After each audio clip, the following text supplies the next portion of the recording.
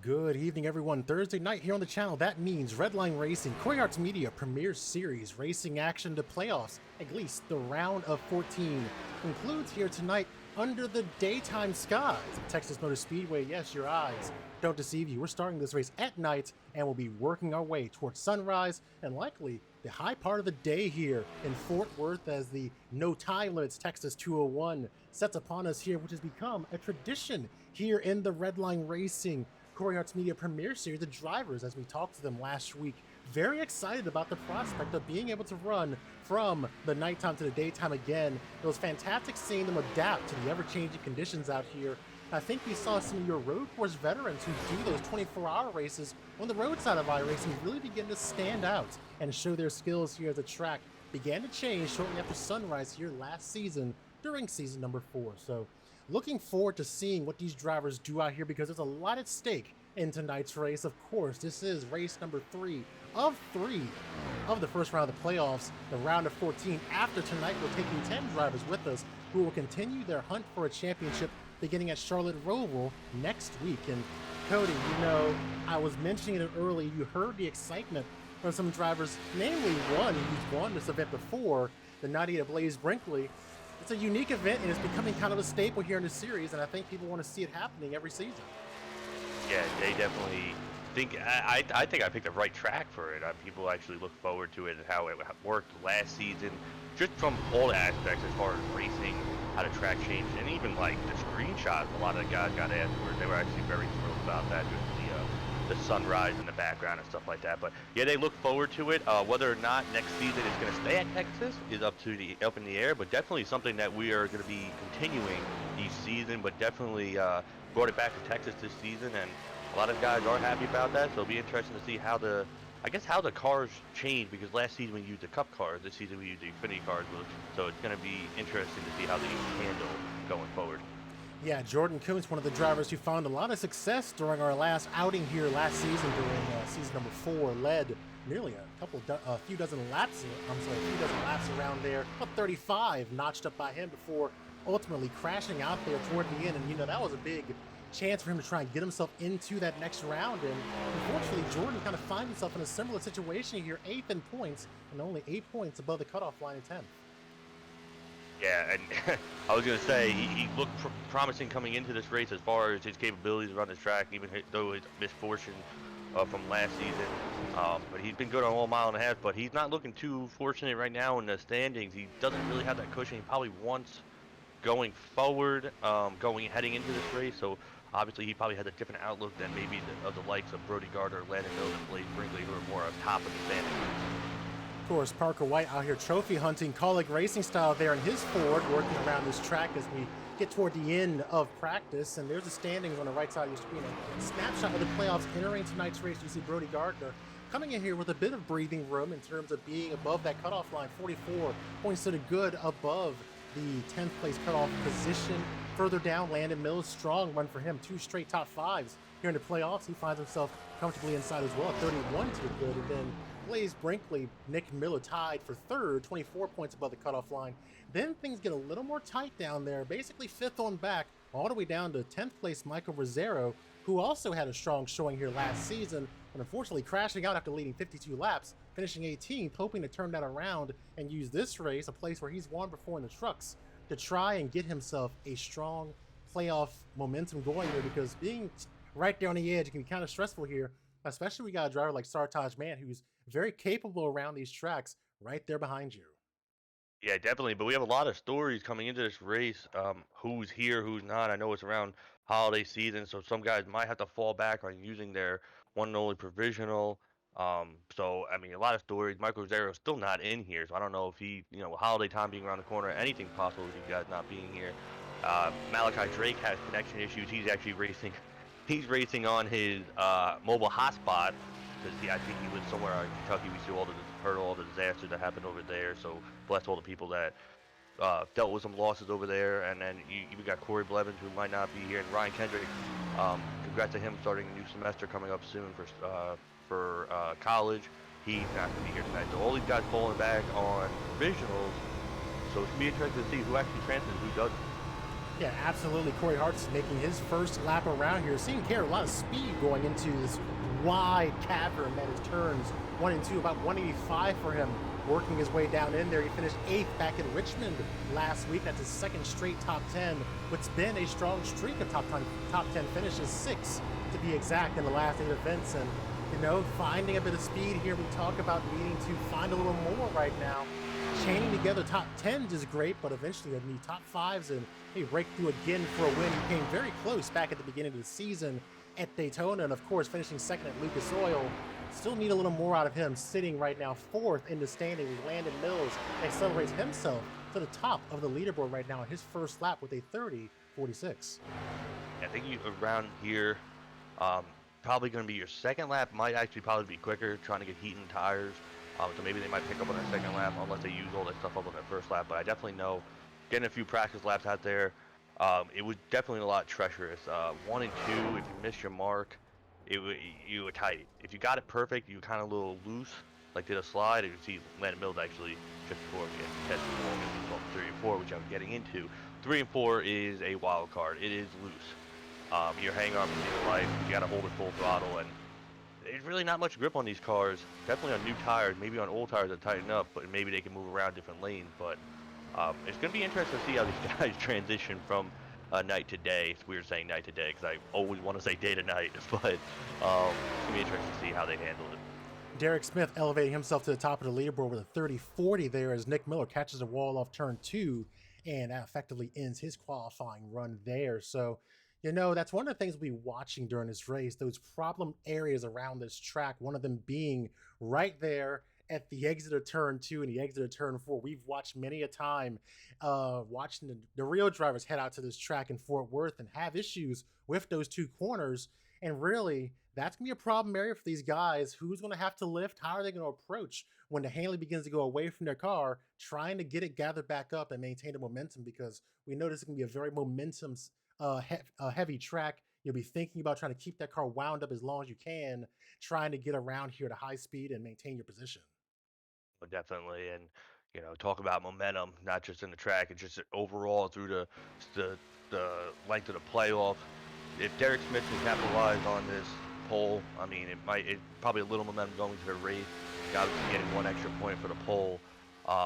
He's in that position where he's on around the bubble, tied for 8th with Jordan Kuntz in the points. So in the same situation as Jordan Kuntz. So this might be some momentum that he needs to be able to start progressing and get himself closer to that top 10 in points to get to the next round. So hopefully this will all turn ways for that. But no one really able to pick up from their, looking at the lap time, no one really able to pick up from their practice lap time. So it looks like maybe the track slowed down just like it can from practice.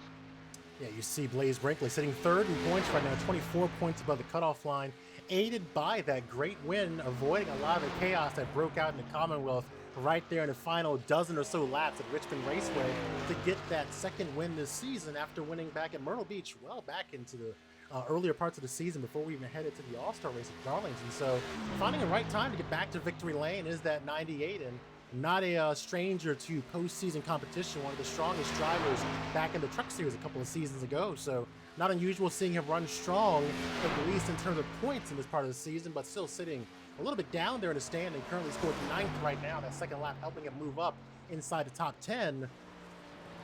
A little more out here, but we know the track is going to change as this race goes on. As once that sun starts coming up, maybe an hour or 2 after, the temperature is going to start climbing on this track, and that's going to be a whole new ball game for some of these drivers.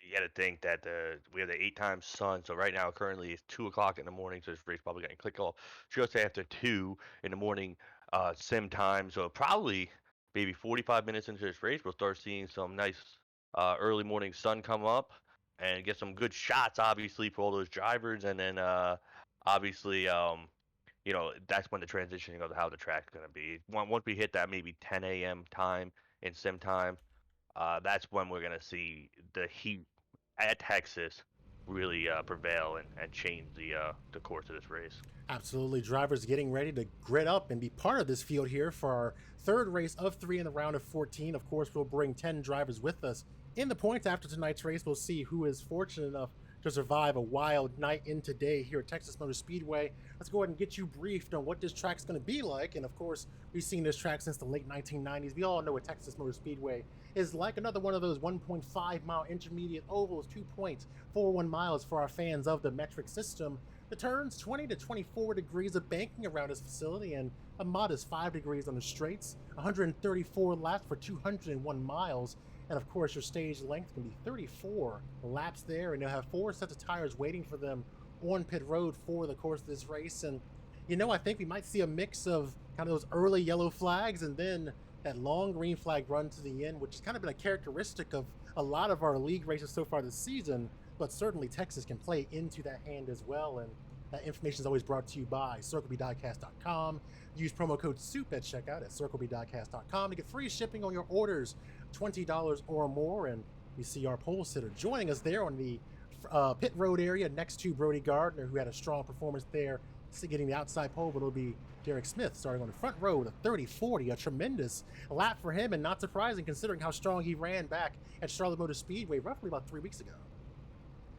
Definitely, and getting through these first 2 races of the playoffs have been dramatic, but not overly dramatic. I mean, last week we saw the dramatic ending of the long green flag run we had at Richmond, so it's definitely going to be interesting to see how this race plays out. Like you said, maybe we can have a rash of cautions in the beginning, or maybe not. Who knows? We know we're getting that one caution at the end of lap 34, so honestly, anything can happen. Depends how hard these guys push. We know a lot of these guys have to get to the end of the race, so maybe a lot of these guys have different strategies. We got guys in here that are not running for anything other than a win. So I mean, there's one late notable. Thorne Patterson's another one that's had connection issues, so Mitch Hobbs is filling the seats for him tonight. I don't know what's going on in the world today, but apparently a lot of people are having connection issues or computer issues or some type of issues. So we appreciate Mitch Hobbs filling in for Storm Patterson to help his cause to further into the playoffs. Absolutely. So seeing the field work their way off turn 2 down the backstretch here, Derek Smith will bring him to the green flag as your pole sitter. Brody Gardner, points leader, 44 points above the line. He will serve as the outside pole sitter for tonight's race. Landon Mills, Jordan Kuntz, Mitch Hobbs, your top 5. Corey Hart's Gaetano Papalardo, Aaron Brown, Blaze Brinkley, Nick Miller, the top 10. Noah Allison, Sartaj Mann, the 44 of Bradley Wildman is there in the 13th position. Joseph Madigan, Malachi Drake, and Parker White doing what he always does, it seems, starting at the back of the field, 16th position for him, and we'll have just over a dozen cars getting ready to take the green flag here at Texas Motor Speedway. It's nighttime as we get going here. It's probably high noon by the time we're done with our night here at the track. The pace car makes its way in. The final race in a round of 14. Which drivers will find their championship hopes cast to the side, and who will be able to fight for another day? Green flag is out. We're racing under the lights. And soon the sun in Texas.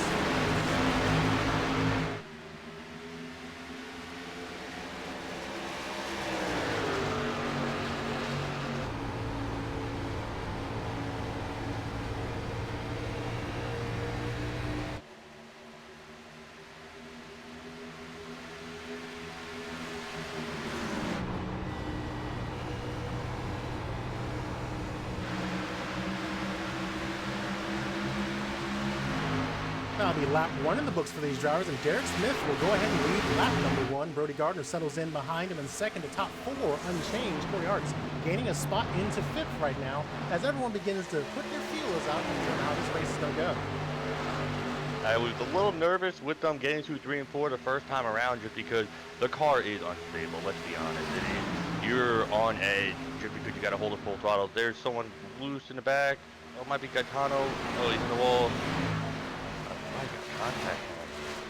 Oh, he just cut down on Sartaj, one of our playoff guys outside looking in. Not the position Sartaj wants to be in. Gaetano might have got a little damage there. I don't know if it's enough to hurt him for the rest of the race, but that was definitely scary for one of our playoff drivers. So there he is, way back in the field, and now back in 16th as Sartaj Mann finds himself inside the top 10. He has a whole mirror full of Parker White behind him, working their way down the backstretch into turn number 3. Yet again, Parker White already moving up a couple spots here as we get going into tonight's race.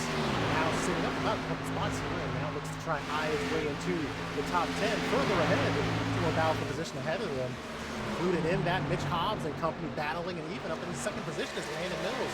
Makes a move on his teammate, the 55, Brody Gardner. What I say, Landon Mills is going to be a force to be reckoned with in these playoffs. and he has definitely shown it. We've seen him in the regular season really show his skill and his strength at many different types of tracks, honestly. And he's showing it early on here. He takes second place with Brody Gardner, and Brody Gardner now has a miracle of new proximity racing drivers. Landon Mills, second in points right now, 31 above the cutoff line, 10th place. So for him, continuing, it's been an incredible streak of races over the last few weeks. Finishing third back in Richmond, another top 5 at Talladega. One of the few drivers to chain together top 5 finishes so far here in the playoffs. Yeah, definitely very consistent, and consistency is going to get you to the end. We haven't really had to see anybody really put wins together to really show their strength yet, because getting to maybe the round of 10 is maybe easier to get into round of 5, but now definitely going to the next round, you're probably going to have to get a win to really showcase your talent, to really be a force to be reckoned with going forward at that round of 5. Absolutely. You see now Nick Miller on the 19 making a move there, trying to find some track position here down the backstretch.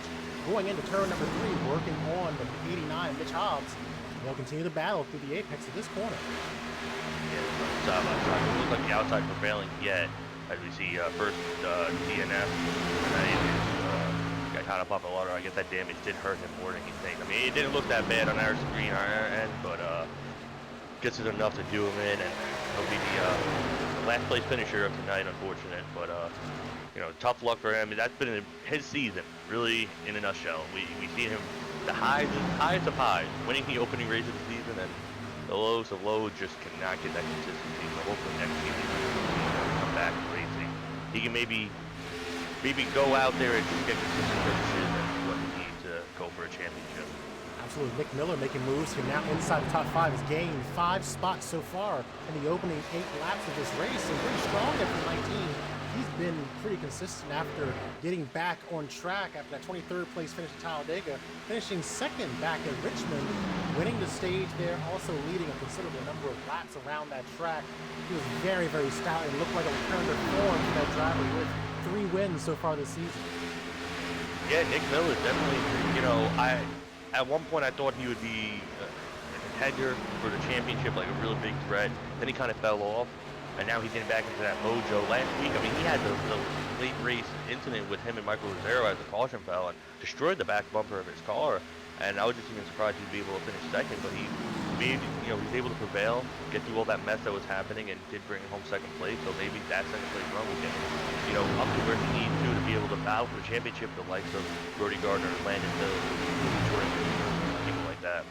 Entering tonight's race, 4th in points, 24 points above the cutoff line, so some breathing room for him going into tonight's race, and certain that he'll try and use that bit of comfort to try and grab some points here as drivers ahead of him who are also in the playoffs also vie for points, including, as you mentioned, Jordan Fields and Brody Gardner. Brody Gardner sitting back here from starting second, now in a battle for that 3rd position right now with Jordan Fields. So maybe a little more being lost here as the run goes on. I think the 55 trying to find something here as this run gets started. I was trying to pick that out and trying to figure out what he was doing as far as is he just dropping back, saving his stuff, not really pushing hard. I mean, it does look green, it's going to be a 34 lap run. So pretty much, I want to say maybe 3/4 through fuel run. I'm definitely going to wear your tires out, so maybe he's trying to save the end and he'll be able to push maybe the last 15 laps and see what he has. He was able to hold off Jordan Kuntz there actually on the outside, so maybe the outside is coming in, but just not the speed that I thought he was going to go attack and try to get the lead from Derek Smith, but Derek Smith has been doing his own thing and just checked out, and this is not something we've seen from Derek Smith in a long time. So I've known Derek for a while. I've watched him win a lot, and one driver I've been looking for maybe season and a half or so is Derek Smith out there and be strong again. And tonight, early on, it's definitely showing that he has pace to be up front. It's just, I'm really questioning how hard he's pushing those tires right now. Great battle we're seeing shape up right now going into turn number 1 with these 3 cars, soon to be 4, and a lot of them being part of that Nebula Esports team, all forming up on the low side of the track and now turn number 2 as they race down the backstretch. So seeing a great little core battle begin to form here 13 laps in as we watch these guys learn how this track's going to wear in and how it's going to change as this run goes on. Right now, being nighttime, being pretty stable here as maybe the 55 catches the apron and the exit of turn number 4. 4. It's going to bunch up a little more here. So you got 4 cars battling. And, you know, Texas, when you get like this, it starts to bring in more drivers. So don't be surprised if that 57 of Corey Hart starts to get into the picture here. Or even Aaron Brown. This battle continues for a little more time. Yeah, it definitely slows each other down like, side by side. Maybe not as much, maybe the Truck Series or the Cup Series would, but you know, Xfinity side, you still have that side force in front, so you can still pull someone back a little bit. But so, yeah, obviously running side by side, you just slow each other's momentum down. You see Brody Gardner actually, he might have got the even to get it, but he just can't hold it down there at the bottom. He maybe is struggling because that's 2 times in a row he's had issues coming off of turn 4, and it looked like Nick Miller's just gonna take the spot from him. And he continues to try and fight off his teammate there in the 89 on the low side of the track through turns 1 and 2. They'll duel off the corner as the 19 looks to drive away here. Nick Miller already up 7 spots tonight, so great pace there at the 19.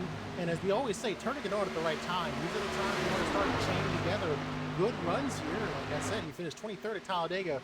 He went ahead and finished 2nd back at Richmond after really dominating that race, getting a significant number of points, leading a lot of laps, and ultimately winning the stage there. So while maybe not getting the victory, still the best performing playoff driver in that race was the 19, and bringing more of that strength here than he has to get in front of a couple of cars, including his teammate there in the 25. It's about 7/10 of a second ahead of him going into 3.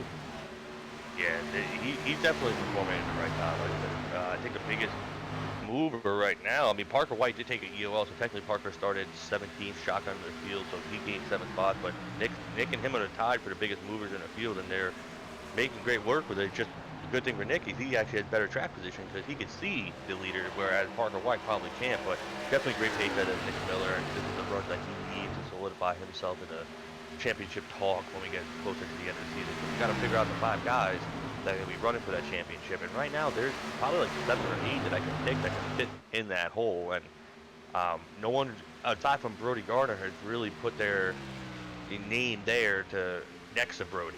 It really flip-flops week in and week out, but you know, anybody can slide in there. Anybody can have misfortune too, so it's really about who has the right momentum getting in and consistency, and can make, you know, can even win. Because like I said, I think a win is going to really, you're going to need one in that round of 10. Yeah, absolutely. There's a look at the points picture entering tonight's race. So, of course, be very fluid as we move through the race, as drivers move forward, move back, get stage points, everything, you know, that the drivers will be trying to get over the course of the evening. But entering tonight's race, Brody Gardner, currently running 4th in the race, has 44 points to the good right now over the cutoff line. So it's very strong for him. But look at Derek Smith, really outperforming here, only 8 points above the cutoff line. And this is a valuable position for him to try and extend the gap over those drivers who are trying to fight their way in. When you look at the drivers who are trying to get their way in, not seeing much from them. Obviously, some drivers not present here, so they're leaning on those provisionals, which of course are determinant on how many drivers turn out for the race. So you're really not sure where you're going to finish in terms of that until we get done with the event here. But if you look at the drivers who are currently running, Sartaj Mann 11th in points, down there outside by 5. Sartaj Mann is 8th in the race, so he's got some work to do if he wants to try and outperform some drivers here who are having good nights. But on the other side of it, we talked about drivers not being here. There are plenty of drivers in the field who have already burned that provisional, and that presents its own challenge for him. Yeah, definitely. And pretty much Sartaj is racing against the provisional Michael Barrett's going to get. He has 5 points behind, so obviously he wants to finish 5 points ahead of last. 5 places, I should say, ahead of last. Obviously, if he gets some stage points, that'll make it a little easier on him if he does have something happen crazy at the end of the race. But he's pretty much racing that provisional right there. You know, like you said, anything can happen, anything, you know. But I do look for Sartaj to potentially advance. He looks like he's not really pushing it hard. He's in that pack right now with Corey Hart and Parker White, and even Aaron Brown. They got 4 cars right there. They look like they're just taking it easy as we're coming to complete lap 21 for them. So, I mean, pretty much for him, don't put yourself in a situation that would get you eliminated when a driver doesn't even show up. Yeah, right now you're seeing the field really spread out here over the course of this run. You've got basically 2 distinct packs forming up here. We're watching kind of the second group back there, working at a backstretch from the other group, entering turns number 3 and 4. You see them there. Nebula cars all part of that train. About 5 cars there. Jordan Coontz right there at the end of that group. And go back to Jordan Coontz, you allude to something there, perhaps a team change there for the 99. Actually, I think it happened. I wasn't I don't know the exact date. I think it happened within the past few days, but he has moved over to Proximity Racing and working with us. Corey Hartz, Ryan Barry, Chase Bonzer, Derek Smith, all those guys will be working with us now. So we're glad to have him and hopefully bring a good asset to the team. But definitely he showcases talent every week. So he was always someone we had an eye on, but glad to officially be able to say that he is one of us and be able to help us compete for wins in other types of series. 24 laps into our night here at Texas Motor Speedway, and that driver right there, the 66, has led all of the laps around this circuit here. And Cody mentioned that it's kind of unusual seeing that 66 maybe be this strong up front. We saw him have some flashes of brilliance back at Charlotte Motor Speedway, its sister track, of course, in North Carolina a few weeks ago. But when we go back and look at the pedigree of the 66, he's probably one of the winningest drivers here in the series, and for a time, he racked up some pretty record-setting numbers here in the series over its history. Yeah, definitely. If I actually do me a favor, look at it. If I could pull up his wins, he actually has 10 Premier Series wins, and then even on the other series side, with all the other series we've run together, I actually have it tallied in there too. He has stepping over there, so 17 career wins in Redline history, but I don't think he's been a victory in quite some time now. It's been a while since that 66 has tasted victory lane, and I'm sure he's trying to find a way to think ahead about how this race is going to evolve here, because when you're running a night-to-day race, it's kind of the way you approach it a little bit different, because especially when you're thinking about iRacing, when you're talking about kind of this curve of how the temperatures are going to change, how the track's going to feel, it's going to be really intriguing to see how they think about this, because obviously right now the track's going to stay pretty relatively stable in terms of its condition right now with both the weather, so you can see it there. Currently in sim time, right about 3:45 a.m., so we're flying around a clock right now here at Texas Motor Speedway. But notice there, right now, the temperature holding steady on the track right around 85, which is surprising. That's pretty warm for this track. It's 81 temperature right now, so it's a warm night here in Fort Worth right now, and I think that's going to affect the temperature. But on the other side of it, until that sun comes out, maybe an hour or two after, it's going to take some time for that temperature to begin to climb, but it may start feeling the effects even as the sun just starts to rise around this track. I think when those lights turn off here at the track, that's when their thoughts are going to start going to, well, now what is this track going to throw at me now that the sun's coming out? Oh, definitely. You're going to see two races here. I mean, we could sit here and say Derek Smith is doing phenomenal. He's a force to be reckoned with tonight, but the sun can come out and the car handles completely different, and then his racer, he could fall back to 10th and not be even up in front anymore. So, maybe some of these guys are in the back that are just waiting for that, because you're going to get a caution. You're going to slow down the pace at the end of lap 34. So, it's going to let the time keep on climbing while we're just pacing around here. And, it's coming to 4 a.m. right now, so I figure only in like 30 minutes we're going to have sun on the track, and that's going to be crazy. The track temp, it's only been 83 degrees in practice and now 85, but I look for that to climb. I mean, if it climbed correctly, it could climb to 100 degrees. Yeah, it's going to get hot out there, and it goes back to something I alluded to during kind of pre-race there. And yes, you saw correctly in the corner. Call of Duty Vanguard has updated. I'm looking forward to playing that here after the broadcast. I apologize about that. But going back to the experience that a lot of these drivers have on the road side of things, and often in road, you're running these races where you are transitioning across time here on the track, going from the daytime to the nighttime back to day. And that could prove beneficial to these guys of understanding how this track may feel a little different when it gets started into the daytime, but it's going to be a fully rubbered-in track completely worn in. That's going to result in maybe this track feeling a little bit different for them. Knowing how to approach that, using that road experience on the oval, could be very helpful. And it's not surprising seeing a lot of these drivers who are inside roughly the top 7 and top 10 are drivers who have a lot of experience running on the road side of iRacing, including that driver right there, 57, Corey Hartz, mixing it up with Sartaj, man, another strong road driver there. They battle inside the top 10 and go ahead and bring in that beautiful white, silver and blue Ford there of Parker White. All these guys battling here for position. This is basically a duel for the second position. Seven position, they come in 3 to go stage. The one guy you mentioned in there, beautiful car, Parker White, I think he used the outside in 1 and 2. I've never seen anybody use up there, but it might be. I'm gonna actually watch this run off the corner. we look at him, he doesn't really lose time, so maybe it might work being up there, but he did go really sky high right there. But Parker White really just stalled. Got to ninth place and had to really move. So interesting that maybe he's just waiting until that caution he got a little more track position and maybe let's see what happens. But actually, in the front, something must happen to Derek Smith because he only has a 2:10 lead.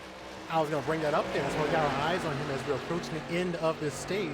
Landon Mills really reeling in at 66. We might have a battle for this stage win momentarily. The 66 goes down to the low side to hold off the advances of the 25 as they work their way off turns 3 and 4 to come around for lap number 34, which will represent 1 to go here. And these guys getting a little racy here. It could be a 3-car battle for stage win. 3-car battle, and will Landon Mills do something crazy here? Oh, he gets a little loose going in turn 1. What a save there. Wow. But he, look at the time he makes up center off. Oh, he gets a little contact. Oh, it's my bring Nick Miller in. Yeah, there's continued a duel here. Will we see another block by the 66? He'll hold his line here, going down into turn number 3, side by side for second with the 19 of Nick Miller on the outside. He won the stage last week at Richmond. We're going to try and do it here again, but Derek Smith, great run off, just barely off the wall there for the 19. Derek Smith will cross the line and win that stage in dramatic fashion as Nebula reeled him in the closing moments. That was wild. I don't think something must have happened to Derek to where he might have missed the exit of a corner because it looked like they gained on him a lot coming off of turn 4 one time. I think like 3 laps to go in the stage, and definitely they caught him, and he had a handful trying to hold him off, but he did what he needed to do. Even when Landon Mills game was tapped in 1 and 2, definitely was able to hang on to it and got 10 points and a stage point for the next round, which will help him out, and led all those laps and the pole, so he looks like he's in good position to move into the round of 10 if he continues this pace. Absolutely. So now the field will get back behind the pace car to get a chance to reset here and get themselves reoriented for this upcoming restart. And when you look at those 34 laps completely green there, we saw the issue for Gaetano Papalardo there early in the race, but largely incident free for these drivers. Do you think they're already thinking about this race potentially going green? Depends how they attack this restart. We have different guys in different spots, different agendas. Now they got through the first 34 laps, got stage points, got what they needed to do. So some of the guys that needed them to just solidify themselves to get into that round of 10. Honestly, it really depends how hard they push. But if it goes how it went last time, it could go green for a while. But these guys are probably definitely, when they change these tires, checking to see how much they wore these tires out, and what position they are out and at for the potential long run for the rest of this race. Pit lane is open and drivers are coming down to get 4 tires and fuel for their cars here as we've completed 34 clean laps around the Texas Motor Speedway, and look forward to getting a restart here and the sun to be coming up here very soon at the track as we saw Derek Smith dominate that opening stage there, the only stage in our race. And those points are so important for these drivers in terms of being able to establish themselves early in these playoffs. And we look at drivers like Nick Miller, Brody Gardner, who have been able to use those points there as the 66 gets off pit road first. Great job there. Landon Mills, Nick Miller, Brody Gardner, Mitch Hobbs and company, the first 5 out of the pits there. But we go back to the point I was making regarding the points there. These stage points, these bonus points for winning races and stages, so important and can help you extend your performance here. We've seen Brody Gardner have a great run of races here, including those 6 straight top 10s, but pair that with all those stage points, it makes it so you may be willing to get a little more, I don't want to say aggressive, but you may be willing to take more risks and get up there and race a little more to try and get some trophies, knowing you have a bit of a cushion that you lean back on going into these races. And you're seeing Derek Smith think about that, grabbing as many points as he could during that stage and literally leading every lap and checking out until the end. Yeah, definitely doing a great job, but those points all mean dividend, especially in the round of 10, because those stage points, each stage you win, you get a point extra than the other guys would have starting next round. Obviously, the race wins too, so these guys, wins and stage points definitely mean a lot, especially stage points.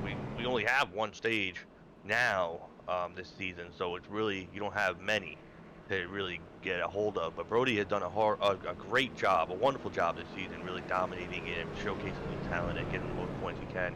We actually seen that cushion that he had really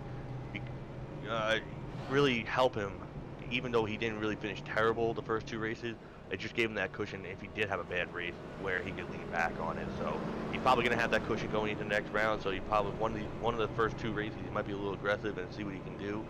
He's known for his aggression. We've seen some questionable moves out of him several times. Definitely be interesting to see um, what happened going forward in the next round and how he takes that cushion on going to the next round. I think continuing our conversation about the importance of playoff points and being able to use those when you need them, you saw how that car right there, the 19, was able to rebound back at Richmond, finishing in second position after finishing 23rd back at Talladega the week before that. But even still, having that cushion and then backing it up with a good finish after having that poor finish at Talladega allows him to come into this race feeling somewhat comfortable here going into that next round. Still has work to do, but certainly not the amount of pressure that you'd say maybe a Jordan Coons, a Derek Smith, and others who find themselves right around that cutoff line, find themselves in coming into tonight's race. And you might see Nick Miller get up there as we now have this caution, kind of a reset for them to kind of look toward trying to get up there in battle here, as we saw him close up and apply pressure to Derek Smith. Let's see what happens here as we get ready for the restart. Derek Smith will be the control car. Landon Mills, Brody Gardner, Nick Miller, Jordan Coons, top five. Sartaj Mann, Corey Hart, Aaron Brown, Blaze Brinkley, and Joseph Madigan, the top 10. Yeah, we see a few guys actually topping off Malachi Drake and Jordan Coons. I mean, not Jordan Coons, Parker White. Really makes me wonder, can they make it on one stop? And, you know, we always have that conversation when we come to these tracks, I think particularly these 1.5 mile ovals. And, you know, the question also will be, what brings you to pit road? Do the tires bring you to pit road, or does the fuel bring you to pit road? And I think when you know we're coming up to a situation where this track is going to change in a dramatic way, probably in terms of real time, maybe the next 15 to 20 minutes, you got to think about that in terms of maybe on a cool track, I could try to stay out here and survive and make this a fuel use pit road only when it relies on fuel. But if tires start coming into play, that could totally flip the way these drivers do what could be green flag pit stops here in the next probably one or so, because we had no cautions until our stage, which is in the 34. So a lot of things to shake up here as we get ready for the green flag. Derek Smith led all of the laps in the first stage there. Let's see what he can do as we get ready for the final one. Green flag back out here in Texas. And top of the seat is Nick Miller.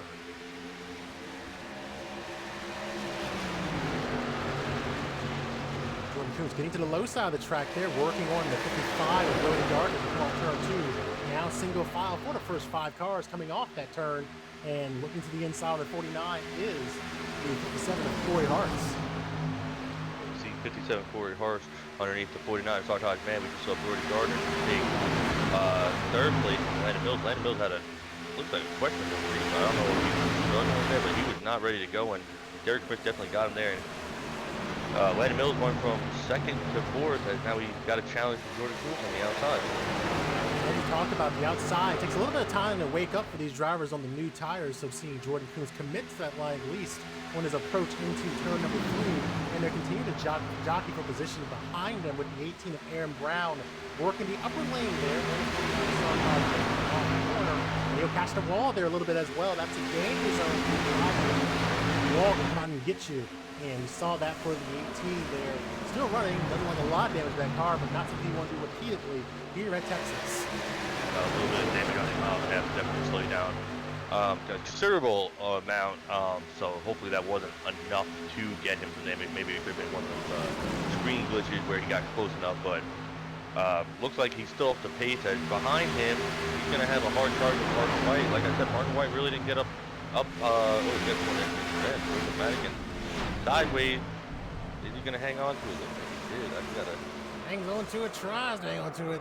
Dirt tracks it. Got our eyes on him there. He hangs on to it. We stay green.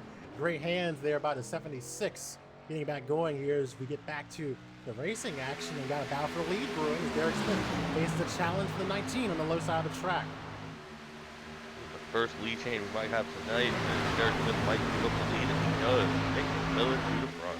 Nick Miller back out front here. The 66 now back under pressure again as the 55 looks to pounce to the inside, side by side, to the wide turns 1 and 2. see if the run can happen on turn 2 right here for Derek Smith. They're going to be side by side, look like dead even. Derek Smith with a little bit of advantage. How does he use it going into turn 3, 4? Does he pinch? He doesn't pinch. He actually stays up. Maybe he's pinching a little bit. Just, Brody Gardner gets a little loose on the inside of him. Several times with Brody already tonight, so it looks like he's still struggling off turn 4. The fight continues, and another driver joins the fray. That is the 25 of Landon Mills, and might even bring Jordan Kuntz with him as the 66 finds himself exposed on the outside line.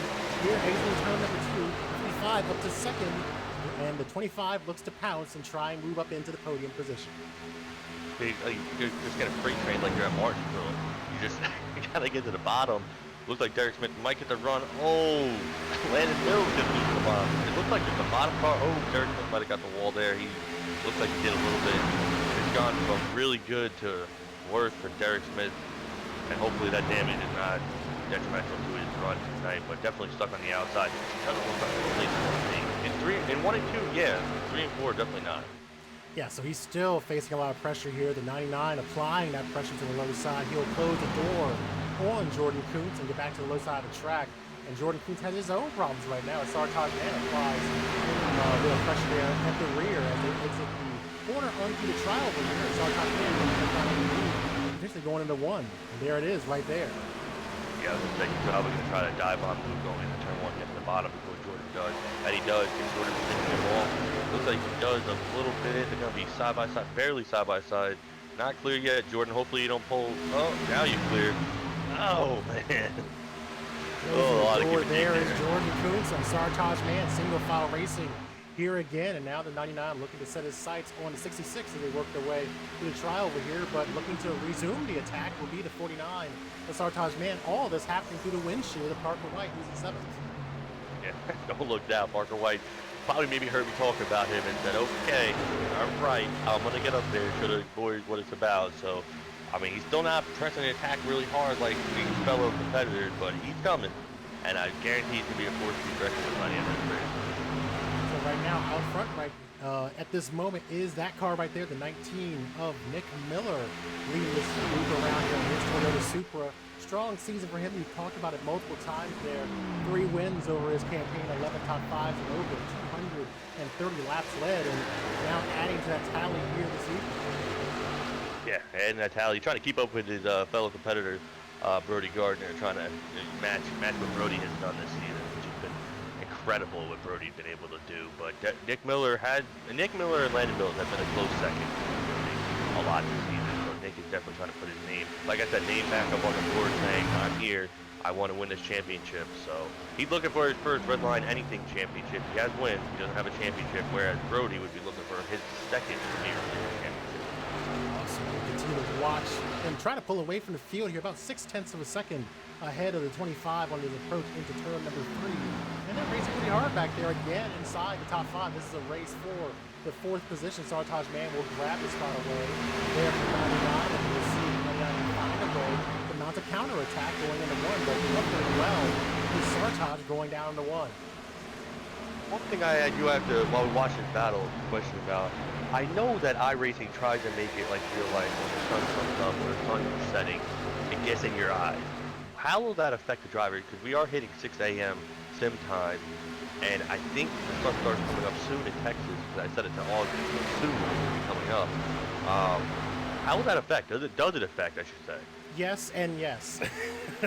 I mean, again, when we run the road side of things, you got to think about races like the 24 Hours of Daytona, which of course is next month. You go on iRacing and in real life as well. The Bathurst 12-hour, those races that either have a nighttime element into daytime, or they start at night and work into the day, like Bathurst 12-hour. You know, that's an element here in iRacing. That bloom really just fills that screen, and it can get distracting when you're trying to move your way around this track. And I think we even heard some drivers talk about that concern when they were running this race in last season. So I'm sure that many of these drivers, which a lot of them being the road course aces they are kind of, I guess, aware of that possibility, which even in that quick shot we saw they're coming off corners, you see the skies beginning to lighten up around here at Texas. The sun is upon us, and soon enough we'll be drenched in sunlight here at Texas as we now transition into the daytime. Like the slow down this race a little bit. They're going through it pretty quickly, keeping it green. No, it's been great racing. So however the sun comes up, it comes up and it'll transition the race somehow. We know it's gonna be here very soon because it's already now 6:10. I just said 2 laps ago it's 6 a.m. So obviously it's going by quick. So yeah, we can see it. Just look at the stream. We can see it coming up. It's not as smooth as like real life transition, but that transition's coming, and those lights on the speedway will be turning off soon. So it's really, the effect of the track probably will start changing soon. As track time's still only 84, so nothing really crazy has happened as far as the temperature of the track. But I think it will happen very shortly. Yeah, absolutely. And you know, every time we come around this part of the track and the camera pans out just a little bit, so we see the sky of Texas here, it's a little brighter every single time. So I'm sure the drivers are aware of that as well. And look at this pack here that's forming just behind the leaders here.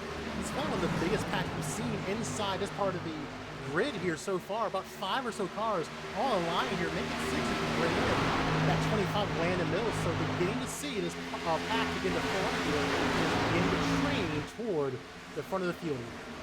Yeah, look who's smack in the middle of that pack, who's actually made some progress. Even more, a little more progress, right ahead of Jordan Coop. That is Parker White. He's up to 5th spot, the highest he's run all night. So he got himself to the top 5. What can he do with that? Now he can see the leaders. As now we just got a shot of the sun really coming up. Those lights should be turning off soon, and we should be in the daytime. You see it there here in turn number 4, the sun beginning to rise here at the track, and the action beginning to rise here as well. You can see a great group forming up here, beginning to battle for position. 95 is not the biggest gainer so far in tonight's race, only has gained 8 spots so far. Gaining one more, he'll tie himself with that driver who's leading the race here, Nick Miller, who's gained 9 spots so far in this evening's race. A strong night in Texas for him. It'll soon be a strong day as well. Strong night. We said we're gonna see guys that come and go. Well, we did mention it. Derek Smith, he did outperform guys in the nighttime. Here we are at daytime. He is running 9th.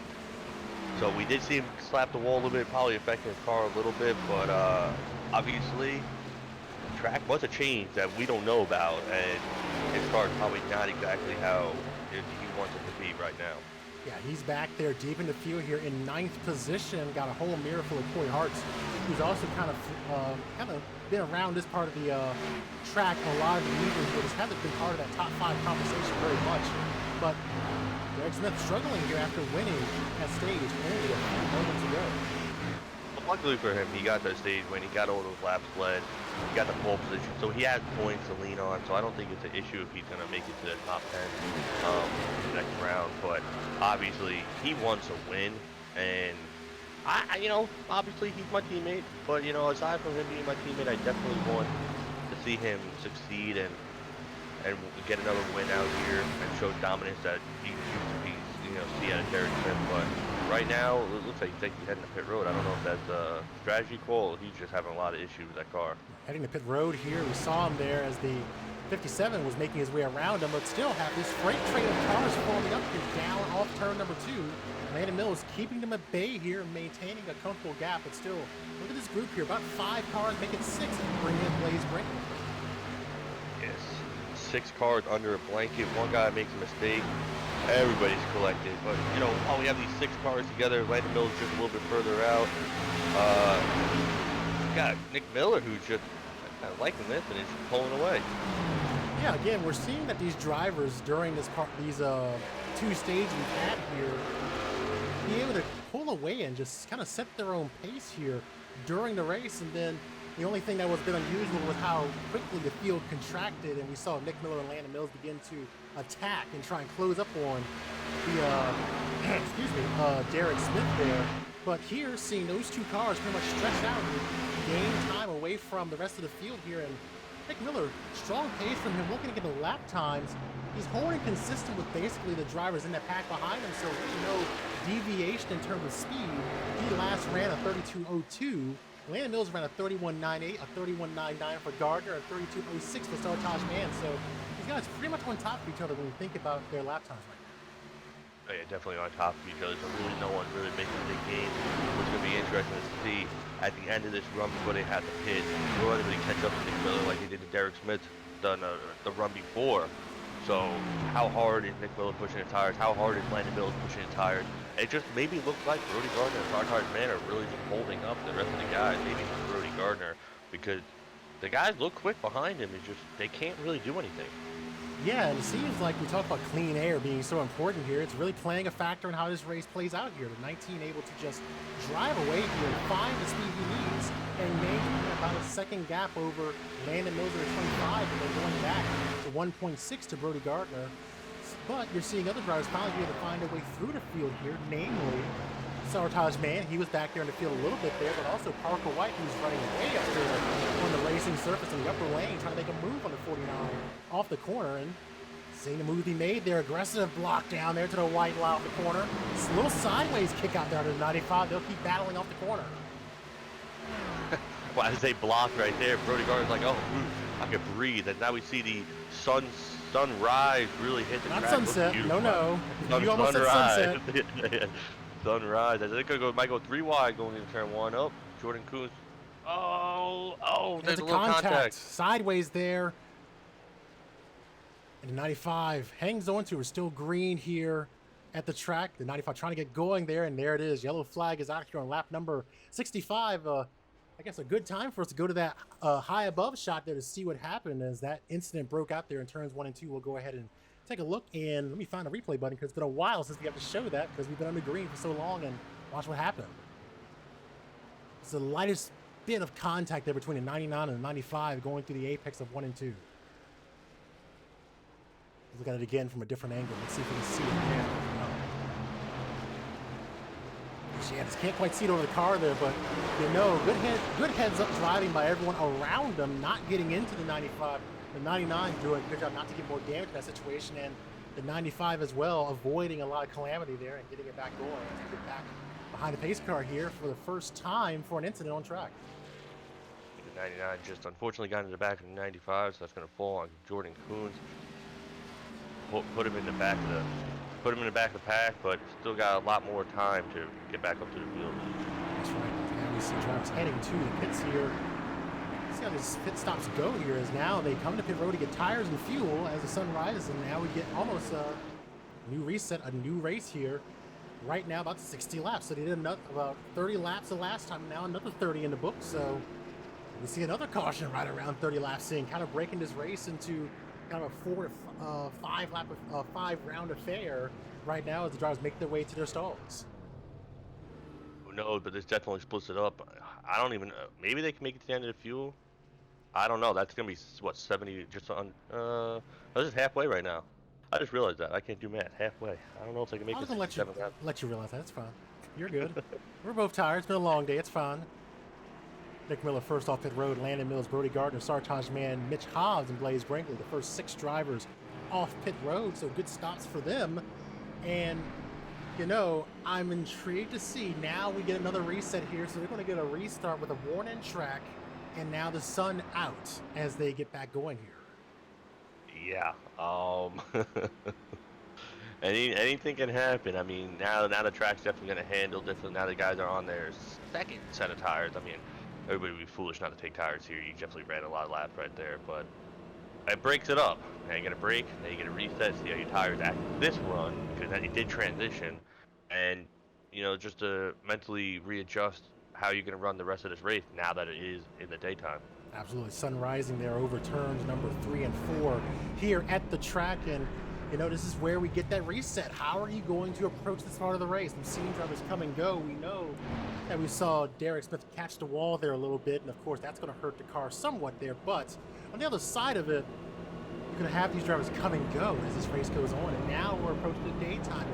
The way this race is clicked off and the acceleration of the time here, how far into the day are we going to get with this race, considering how fast they're going? I'm sure it's a question they're asking themselves and trying to conceptualize how far along we could get into the daytime and what that's going to mean for our race.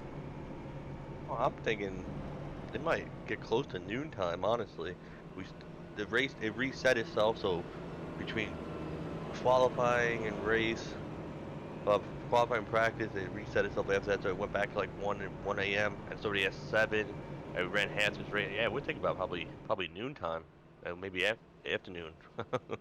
So yeah, you see the information there. We'll bring this up a few more times as we get deeper into the daylight hours. You see it's 82 degrees, that track temperature. So pretty much holding steady relatively to where it was in the nighttime. The air temperature unchanged as well. 81 degrees was the overnight temperature. Now the sun beginning to rise. We'll see how quickly that begins to climb here and how far it'll go, because obviously we'll be going on to the rising part of the day in terms of in-sim air and track temperature. And once it starts climbing, it'll get up there real quick. As I learned from practicing for the Bathurst 12 hour, you can get that temperature to sometimes climb in terms of track temperature upwards of 125, 130 degrees. And let me tell you, that is miserable to drive on a road course, let alone here on a slick oval track like here at Texas. But these drivers will certainly have to think about that as we get ready for the restart and continue to advance through the evening.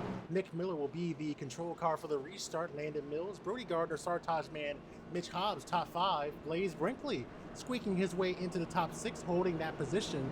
Corey Hartz, Parker White up to 8th position. Noah Allison, Jordan Kuntz completing the top 10. Drivers topping off again. Looks like Aaron Brown, Malachi Drake. It might be right on the fuel window. I mean, strategy. If we get a quick caution, probably we're going to top off. Not take probably top off, but strategy in there right now. We know the one guy that could do strategy is Malachi Drake. So anything possible. Absolutely. While we have a moment, we can talk about one thing here, which is the Clean Race Finisher Award. We like to talk about those drivers who were able to finish the race clean, and we look at Richmond Raceway, and it was Blaze Brinkley who finds himself back there in the 6th position. He was the top position earner there, finishing in 1st position, gaining 3 spots on the night. Landon Mills and Derek Smith each finishing 3rd and 4th, losing a spot from where they started, but also still finishing clean. 107 incidents among 14 drivers. And whenever we have those clean race finishers, it's brought to you by Arundel Auto Detail. Getting ready for the restart here. You see the track just baked in the sunlight here. That's going to mean it's going to get slick out there for these guys. Let's see how they handle it here. Lap number 69. Supposed to be a nice lap 70 for them. Green flag back out here at Texas. Landon Mills already attacking, going to the low side of the track. There's a traffic jam behind them, working through turns 1 and 2. Yeah, side by side, they're side by 5 for 6th spot right there. And some of the guys get a little loose. Here comes Landon Mills, a huge run of Nick Miller. Where's he going to go? He looks like he might look high, but died better than that. Stays there on the low side of the track as they race off. And look how high the sun's getting in the sky there, beaming down this track. It's going to get real fun out here. It's now a whole new race. We have the nighttime side of things. Now we got the day race forming here at Texas. And a battle for the lead brewing as the 55 looks to attack the 19. And we've seen these two drivers go very hard at each other on the racetrack this season. Very, very hard. The car goes sideways there on the backstretch. Who was that? Even Noah Allison potentially having issues there, and it looks like he went back to pit road and lost him there. So we continue to watch our battle for the lead here, and it's between the 19 and 55 across the finish line, heading into 1. The advantage going to Brody Gardner down on the low side, new leader, the 55. I think it would take the lap 72 for Brody Gardner to take it. He started second in this race. Yeah, I mean, he's getting up there and doing something that we're used to seeing him do, which is try and lead laps here and lead a healthy number of laps. Last season was all about him getting to the lead toward the end of these races. Now he's been getting up there and leading a hefty number of laps around this track, upwards of 460 this season. So he's been tremendous in terms of pace around these circuits, and now looking to try and lead some laps here and get win number 7. That's still a ways off here. We got a lot of racing left. He could still get double-digit wins, and that'll be, I believe, the first time in Redline history if someone could do that. We've seen Dylan Ault, we've seen even Mark White lay down numbers that are high in other series, and even Senator Sauer. Plenty of guys lay down numbers high, but I don't think we've ever seen someone do double-digit wins in a season. Yeah, so far right now he is on a 6 streak of top 10 finishes, including 3 wins. So it's been a little quiet for him on the wins front of late. I think his last win coming back at Lucas Oil Raceway. I could be wrong here. I apologize if I am. I'm pretty sure that's the case, but still consistent nonetheless. And now getting up front here after halfway, still has lots of work to do as now the 89 gets released over the race. 59. He's going to hang on to it. Wow, what a save. We've had a nighttime dash through the grass and now a daytime one as well. 89 hangs onto it, gets back on the track. He'll settle in 11th behind his group, 2 seconds behind Malachi Drake. That was, wow, that was a hell of a save. Mind you, he's running for Storm Patterson, so he definitely wanted to keep that car clean. But, I mean, he went through the grass, and I don't even think he lifted, so that was impressive. Absolutely there. So that's a scary situation. We're just sailing through the grass here, and you know, in real life, we watch those cars tear through the grass there, and it can have iffy consequences. We see massive crashes break out there, and actually last season here at this track, if I'm not mistaken, we saw an incident break out there right around the trial on the opposite side going toward one that affected a number of drivers as well. So, you know, that part of the track is pretty dangerous for these drivers now. But we watch potentially Valvoline resume the 19 getting a great run through turns 3 and 4 and gets right to the back bumper of Brody Gardner coming across the line. Trying to look for a lane. He's going to go to the inside on Brody. Brody might just give it up. I don't think Brody has the pace or the... I don't think the car is handling his legs all race. We've seen him struggle off of 4. Right there, he just looks like struggled through 3 and 4 again. Just can't get off the corner. And he just doesn't have that race-winning speed that looks like he needs to be. Because he had clean air there, and he still couldn't make anything with it. No, not at all. And now Nick Miller back out front here. The 55 sandwiched between 2 Nebula cars there with Landon Mills still holding strong in this picture here. You know, when we talk about Landon Mills, it's been a while since we've seen him go to victory lane. It's been about 2 months or so. It's the last time that car has been to victory lane, getting that win back at Michigan International Speedway on October 7th. But even still, he's been very consistent so far. One of the few drivers with 2 top 5 finishes so far in the playoffs, and that's helped him get where he is right now, second in points, 31 above the cutoff line entering tonight. If it's not Brody that wins the championship, it's going to be Landon Mills, just with how much momentum he has carried through the season. You know, how the late season charge to get into the playoffs, solidify himself in the playoffs, get the win. Consistency, I mean, he's just been there. You know, if he's not running first, he's usually second or third, and he's doing that right now.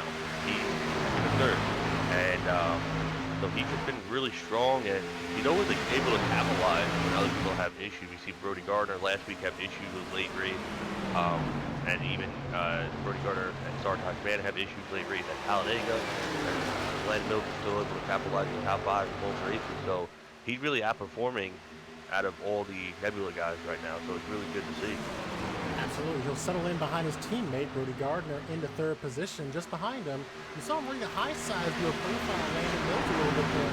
95 of Arthur White, who is now tied with most positions gained so far, trying to himself and Nick Miller holding that distinction right now. And Arthur White, yet again, finding himself inside the top 5. What a tremendous run he had going back at Richmond Raceway in the Commonwealth of Virginia last week, before ultimately having to maybe leave the race there, which I think that just opened up all sorts of can of worms there at the end of that race, where everyone has started salivating for the chance to win that race of a commanding show like Arthur White.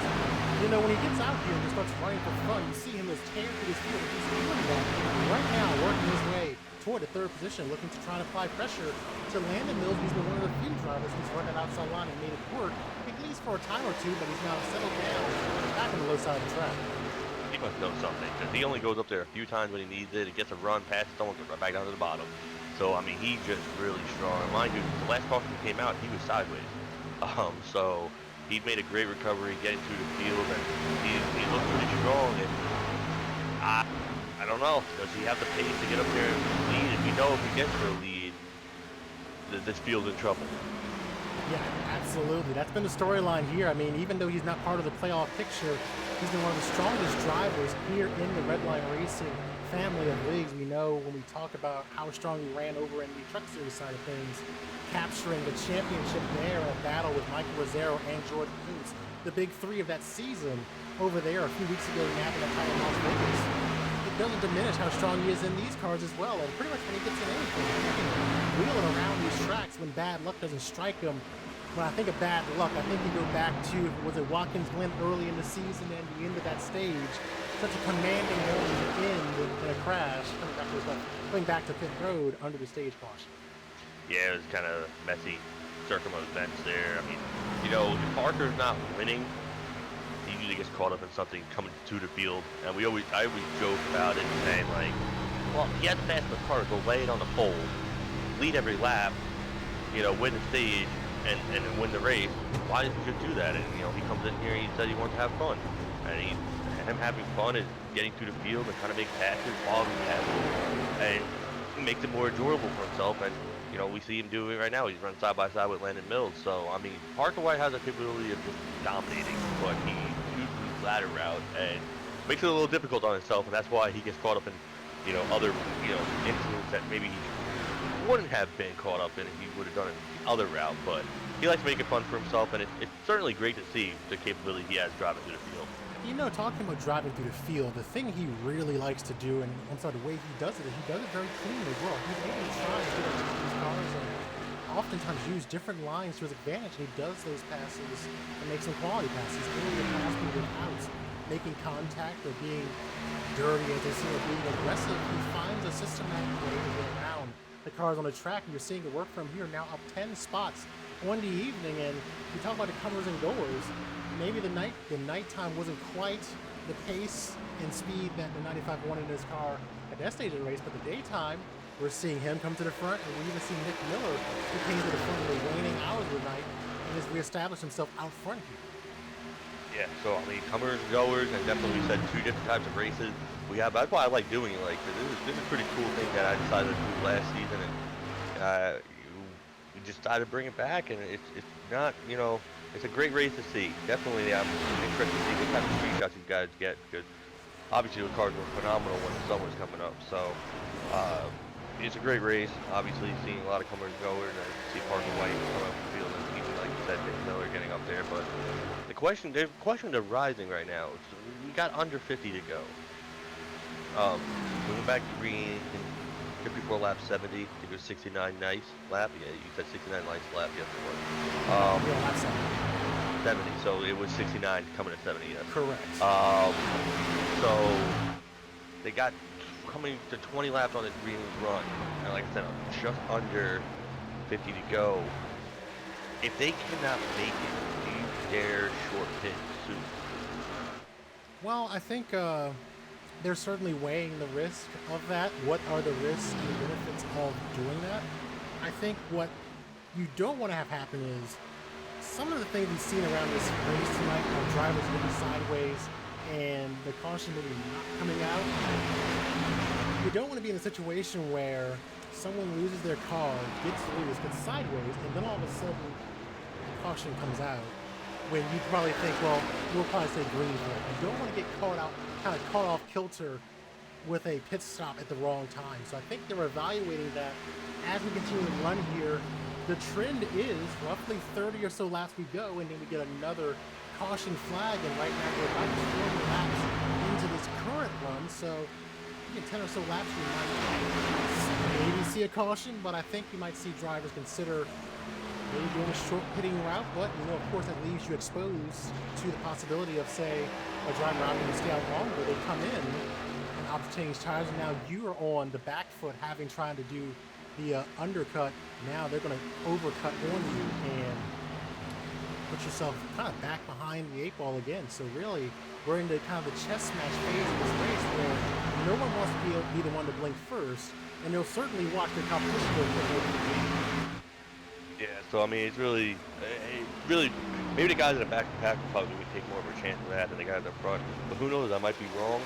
I've actually listened to some radio chatter while you were talking. Some of these guys are complaining, not really complaining, but saying how the car has changed. And I've seen it a lot coming out of the corner. These cars are getting a little more, maybe light underneath them. And a lot of these guys can't get it down to the bottom at 3 and 4 because the track is getting warmer. It's only 86, but it was just 82 not too long ago. So it did drop down to 82, it's up to 86. And I don't think it's going to go lower than that. Now it's 87, so it's getting warmer. It feels like we're just doing the weather report constantly. That's a fun way to call these races when we're talking about how the weather can really play a factor in here. 4 or 5 degrees doesn't sound like a lot in terms of a change in track temperature, but it really can make a difference in how these cars handle And just a couple of degrees will make that car go from feeling super tight on exit to very loose on entry. You can just start seeing the car behave in ways it has not done for the entirety of our race here. And that's kind of the uniqueness of a race like this, going from the night to the daytime. Not only because we don't have to worry about noise ordinances and we can run these loud Xfinity cars in the middle of the night safely here on iRacing, but the other side of it is you get to see these unique situations the driver's going to have to tackle. And I think doing this race in the playoffs further exemplifies who is a championship caliber driver, who is the driver who's been able to stay on top of the changing conditions tonight and get the best out of their car. And you're seeing Nick Miller right now serve to be a strong case for being on top of this car right now. But for non-points drivers, Parker White is saying a thing or two back there, just a car behind Brody Gardner. Yeah, so I mean, the cream is rising to the top, but what in this race right now definitely showcase a lot of talent as far as, you know, really championship runner. We're seeing it with the front two, and not to discredit Landon Mills, the Bartot man, who's actually made a great recovery. And we've mentioned how he was running in the back in the first part of the race. Well, here he is in top 5, so I guess he likes the daytime and it's working out to his favor right now. As now we're up to 88 degrees. Weather forecast update number 200 of this race. But you know, it's going to be interesting. We got like 30, just probably 38 laps left. Yeah, that's right, 38 laps left in this race. It can still get a little bit hotter and definitely throw a curveball at these guys. So, you know, what I think I'm seeing right now is how hard these guys push these 82 degrees. It's probably going to affect their car, but now it's 88. Yeah, you know, we keep bringing up the weather because it's such an important factor in this race. The reason I brought the time is because when you're in iRacing, the temperature is going to just keep moving on a bell curve. Looking at the skies right now, it is clear skies out there right now, if not partly cloudy. It looks like it's pretty clear out here at this track on the amount of cloud we found in actuality. So that means this track is doing a steady climb here. There's a linear climb up. And probably as we get closer and closer to the noon hour, it's only going to get warmer and warmer out there. And obviously, this race is taking place in Sim in the middle of summer, so this track is going to bake here, and you're seeing the 95 break out there a little bit, go to the high side to find some speed up there as he now looks to go into attack mode on the back bumper of the 55 Brody Gardner. But going back to temperatures, you know, it's going to be about trying to just finesse around here and keep cognizant of those temperatures. I'm sure that team speak and the Discord communications going on right now, they're monitoring this weather right now and they're saying, look, the temperature is this, the track's going to get slicker and slicker, manage your tires right now. This is probably going to be one of those races where it gets down to tire conservation, and very unique that this is happening at the end of the race where you're talking about tire conservation, because the track is only getting more and more slick out there, and you want to make sure you don't burn up your stuff too far as we get close to the end of this event. Yeah, exactly. But the question arises, if these guys pit for tires, you're probably not going to have that much gain of new tires, maybe for a few laps, but then it being so hot, you can burn up your tires quick. You know, whereas in the nighttime, we were running 30.2, 30.3 qualifying lap time, and now we're down to 32.3s, 32.2s, 32.4s throughout the field. You know, maybe you gain a second and a half, but you're not going to get that 2-second gain because it is, you know, daytime. So it's strategy. And what about the guys that topped off? Well, here comes Landon Mills. He's coming down pit road. And there's the question, there's the answer as we approach and pass the century mark here in our race, counting down to the end of our event. First pit stops here, Landon Mills, Aaron Brown, Jordan Kuntz, all seeming to make pit stops here as we begin to approach the end of our night. Yeah, Parker White actually took over the second spot. Here comes Brody Gardner looking back to try to get back by him. Great surge there on the outside line, and like you mentioned about Parker White earlier, maybe knows a little something here, using that outside line as more of a defensive measure there, and it works, allowing him to get back in front of Brody Gardner yet again as he gets loose there off the exit of turn number 4. Yeah, actually, the first guy to peek down pit road was actually Jordan Kuntz. We must have missed him when we were talking about all the strategy that might happen. So he was the first one on pit road. But yeah, we saw Brody Gardner try to go to the inside of Parker White as Parker took the defensive line, and Brody just couldn't get the throttle down again on turn 4. But I think that's more of a heat thing, that, you know, now, not more of a handling of he was dealing with earlier in the race. That was just the heat of the track and no grip. Now really no grip. As the looks like Corey Hart's pit road too. Corey Hart's now making his way into pit road. Jordan Kuntz pitted on lap number 99. Total time on pit road, 42 seconds. That is almost identical to what was done by Landon Mills, 42.63 for him. And Corey Hart's now making his way out, 43.78 time on pit road for him. Mitch Hobbs as well now making his way in as he sits in 7th position, currently scored. Watching the leader continue to make their way around and pacing himself right now at 55, looking to try to make a move on 95, but 95 slowly trying to drive away here and set his sights on Nick Miller. We're looking at lap times, trying to compare lap time right now. Jordan Kuntz last time by ran at 30.8, now at 30.9. So he did not run those 30.2s that we were seeing when it was a lot cooler. But, so he's not getting that full 2-second gain. He's really only getting a second and a half, like I mentioned. So you really got to be methodical when you pit now, because that's just how the track is. And the top three is still staying out. Looks like Sartaj Mann is going to be the next one coming down. So the leaders passing by pit road there and start finish line, and Sartaj Mann making his way and watching Jordan Kuntz. He pitted on lap number 99. Landon Mills pitted on lap number 100, passing by drivers who are exiting the pits there, like Blaze Brinkley leaving the pit exit area. The 25 in front of the 99 continuing through his long green flag run and his current green flag pit stop cycle. Yeah, so we have everybody but 4 guys pit at Nick Miller, Parker White, Brody Gardner, Malachi Drake. 3 of those guys did not top off. One guy that top off was Malachi Drake. So does he have enough in his tank? We don't know. When do the leaders pit? We've seen everybody else pit, so I'm assuming the leaders have to pit too. Yeah, Brody Gardner making his way down, so it leaves only about a trio of drivers left who have yet to come down to pit road. Nick Miller and Parker White, and along with that Malachi Drake. So 3 drivers left. Brody Gardner pitted just a moment ago. He's still making his way through his servicing, and will be back on the track shortly. Again, Jordan Kuntz, the first driver on pit road, lap number 99, and now with crossing 107. That shows you how long this pit window has been open right now. It's a wide pit window. They could probably run it very close to the end of the race, which I probably wouldn't do that to the leaders. Obviously, if we could run a little bit longer and then, maybe 5 or so laps pit and get advantage of your new tires later in the race. But we've seen this where people that pit late actually have been prevailing a lot in the league lately, as compared to the people that pit early. Here go Parker White down pit road and going to undercut Nick Miller. So I just don't know how it's going to work here with the heat and everything and changing the track. Is it going to work staying out this long?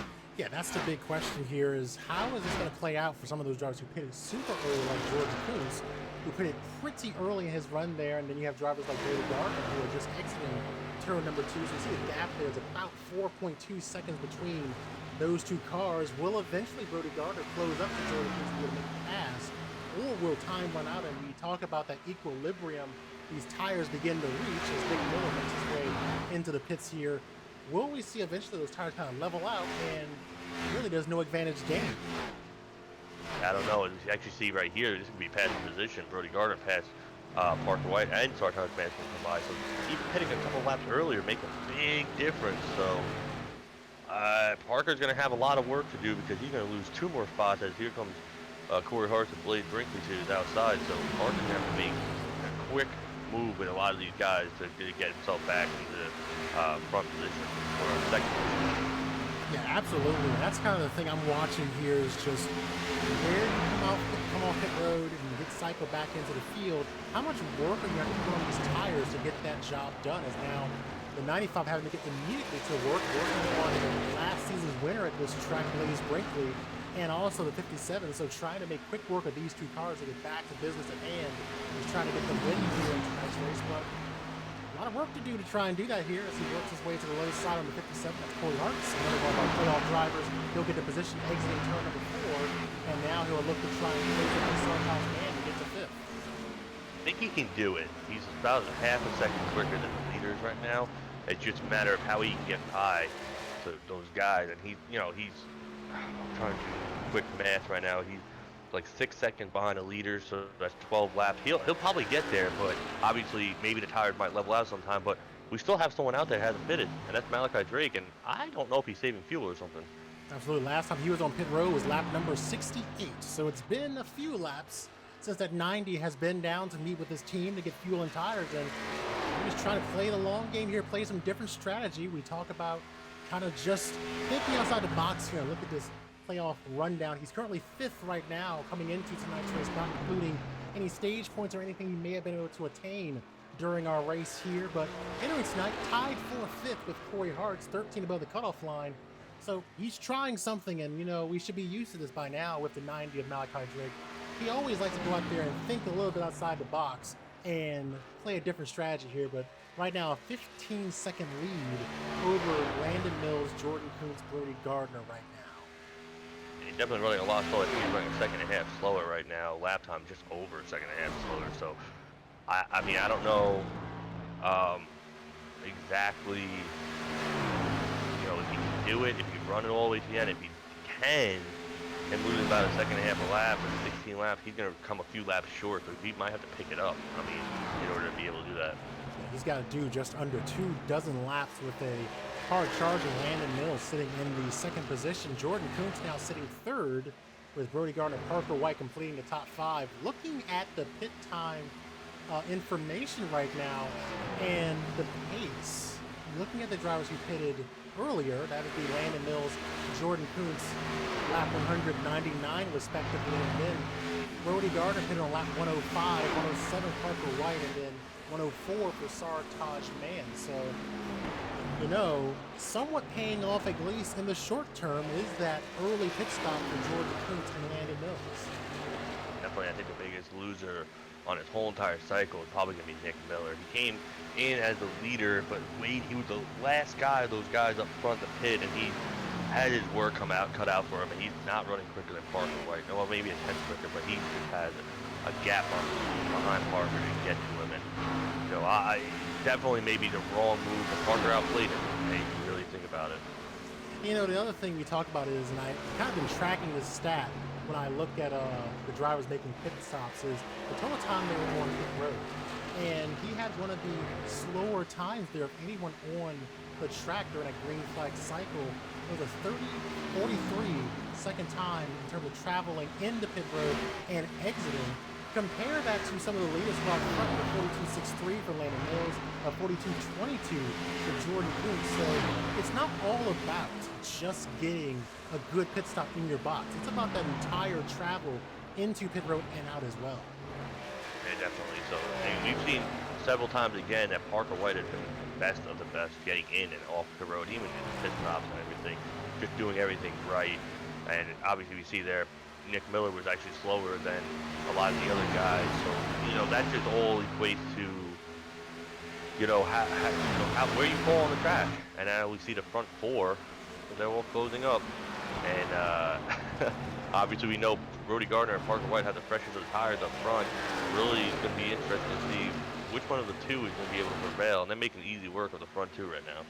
Yeah, might see a battle here for the 2nd position momentarily as Landon Mills will see a lot of that 55 close up behind him, working through 3 and 4, bringing with him Parker White and Jordan Kuntz, and Malachi Drake will go ahead and give up the lead here and allow for the 25 to inherit that position and may not hold it for long as the battle for position gets underway here going into turn number 1. Down to the inside and clear will be the 55 of Brody Gardner, back to the point here, and looking to pounce as well will be Parker White down to the inside, down the backstretch. So, you know, when you lose the one spot, it leaves you exposed pretty easily there, losing another. Yeah, definitely. And now these two, the guys that pitted later to run, are now 1-2. Brody Gardner, Parker White, and we've seen these guys 1-2 before, and sometimes it just doesn't turn out well. They race really hard, so it's going to be interesting to see what happens here. Can Brody hold off Parker? It's going to be hard. Absolutely, but the battle is underway here. Only 2 laps difference between the last time both of these cars were on pit road. 105 for Brody Gardner, 107 Parker White, but maybe those 2 laps are the difference maker here for the 95. He will inherit the lead through 3 and 4, and now back on the attack will have to be Brody Gardner if he wants to try and get win number 7 this season and for the playoffs. Yeah, definitely. He's got his work cut out for him because Parker White is quick, and I said, once Parker White gets to the lead, it will be hard to get that lead back. Parker, it took him almost all race to get the lead. This is the first lap he led this race, and this is unusual, Parker. The lap 120, 134, he gets to the lead. And doesn't look like Brody maybe has the pace to keep up with Parker. Now facing some pressure there and trying to get around that car just ahead of him, the 90 of Malachi Drake. He went really long in that last run there. Now one lap down as the leaders pass by him there. But he'll try and get back by him again. The 95 just on pit road only a few moments ago. He'll use his fresh tires to his advantage here, but work to do now, sitting in 11th. But Parker White there behind him as they work into turn number 3. One other guy that could possibly have an outcome in this race, and that could be Nick Miller, if Nick Miller can find the speed to get up there. He did hit a lap later than Parker White. We saw all the time he lost, but he has gained a lot of that time back. Just does he have enough cars to get there? Yeah, absolutely. And like I said, this is about tire conservation, not burning up your stuff, having to fight through traffic and get back to what your race truly is. If you feel like your car is a second place car, you can't really find yourself getting held up in traffic back in 7th, 8th place. You need to be able to make quick work of those positions to get the most out of your equipment, and we've seen many drivers be able to do that here. Like Parker White now back out front here leading this race. Brody Gardner now behind by 1.2, and Nick Miller closing in. Yeah, so closing in fast. Will he make quick waves of Brody Gardner? Who knows? But probably the final time we're going to mention the heat at this track. It is 105, so we have hit the hundreds, and it is almost noontime around Texas right now. So we've seen a whirlwind of different track conditions in this only hour and 60-minute race. So a lot has changed, and these guys have had to go through a lot, and probably going to talk about a lot after this race. Yeah, it's all about adaptability, and you keep going back to that concept, but if you're able to adapt to the ever-changing conditions, you can find yourself going to victory lane here. Remember, we saw Parker White really just, I wouldn't say struggle, maybe he was just biding his time toward the front of the field here and riding out the cooler part of the night when we were around 81 degrees to get to this point where we are quickly approaching 110 degrees as the time continues to accelerate forward here. And I don't know if these drivers will have enough time to get that saving grace, so a bit of a cool down there, and we find the temperature dropping just a little bit. That might be a little bit of wishful thinking for them, but 10 laps to go, you might get a reprieve here, but it's still century mark plus here at the track. You're seeing drivers capitalize on that. Parker White building the lead out front right now to about 1.5 over Brody Gardner. And last time that car has been to victory lane was Indy Road Course back on October 14th. Quite a while for Parker White, actually. I didn't realize it that long, but he comes out here sporadically, and when he does come out here, he's a force to be reckoned with. And if you see a battle for second right now, it looks like Miller's having a hard time trying to make way with Brody Gardner right now. It's like he's slowing him up. Yeah, Parker White always puts on a great show here. I will still say Indy Road was one of my favorite races to call here this season, between just all the action, strategies, and the unique moments we saw there. And of course, this one right up there as well. Plenty of racing action here, battles throughout the field, and seeing another one shape up here between two of the winningest drivers here in the league. 9 wins across their seasons combined, and now they're jockeying for the second spot on the podium. And how much time are they going to take wrestling with each other, and how much time are they going to lose to that car out front, the 95, because the more they battle with each other, the more that 95 will drive away. But it just seems also like there's really no answer for that driver out front right now. No answer. Lots of caution. Anything is possible. Lots of caution flies. I mean, that would shake up everything. You know, people will need tires, but now with the track being so hot, it's going to drive a lot differently on new tires. Yeah, absolutely. And we'll go ahead and, while we have a moment, watching this battle for second position continue through 1 and 2. We'll talk about the upcoming races on the schedule. We will take 10 drivers, the top 10 points finishers after tonight's race, and carry them with us over to Charlotte Rover to begin the round of 10. Many of those drivers hoping to find a trophy or two under their tree once we go there, right leading into the Christmas Day holiday. We'll be here next Thursday for that. Further down into the round, we're going to Atlanta and Dover to go ahead and decide the 5 drivers who will contend for a championship there. And you'll see the first 2 races in the championship round, 5 drivers competing across 3 races. Las Vegas Motor Speedway will be the round opener, followed by Iowa Speedway. Crazy. I think next round is going to be the hardest round for all the guys. Absolutely. Those are such unforgiving tracks in their own way. I mean, Atlanta can come out and bite you. You know how terrifying Dover can be, especially in these cars, and somehow that tightness is still loose condition, swinging around the track like we're watching these guys do, having to move around to find a line that works for you. And then, of course, the Roval, that's just its own beast in itself. These drivers will have to try and find everything they can if they want to have the best performance they can. And these drivers, given that they're all here in the final race in the round of 14, the battle for second between Brody Gardner and Nick Miller heating up here like a Texas day. Yeah, they say, well, if we can't go for the wall, we're going to go for second. Brody's now struggling off of 4. Nick Miller might take advantage on the outside. We'll see what Brody's doing 1 and 2. They'll duel down into turns 1 and 2, side by side here again, outside line for the 19, and the 55 using the low side of the track. Looks like he gets the run center off, but just can't clear him, so now you have to deal with him on the outside again in 3 and 4.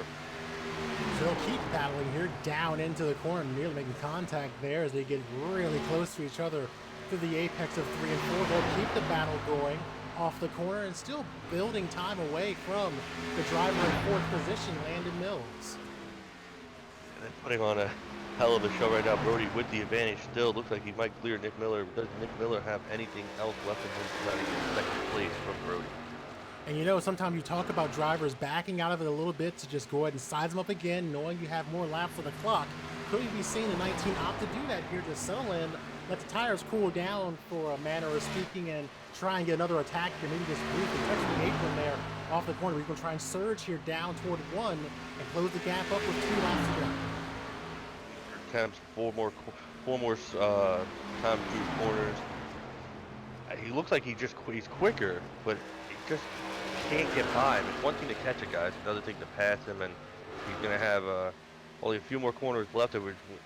Parker's coming to 1 to go this time by, and he looks like unless something happens crazy, he'll probably have this one in the bag. Still battling here, but now the 55 are going to pull away as we come to the white flag. Final lap here at Texas Motor Speedway. The battle for second continues as way ahead of them, 2.6 ahead to be exact, will be the Parker White machine as things get real racy here for second down to the inside nose. Nick Miller, last ditch effort to try and get the position as Brody Gardner drives away. Now the lead out to nearly 3 seconds here as they work their way into turns 3 and 4 one last time.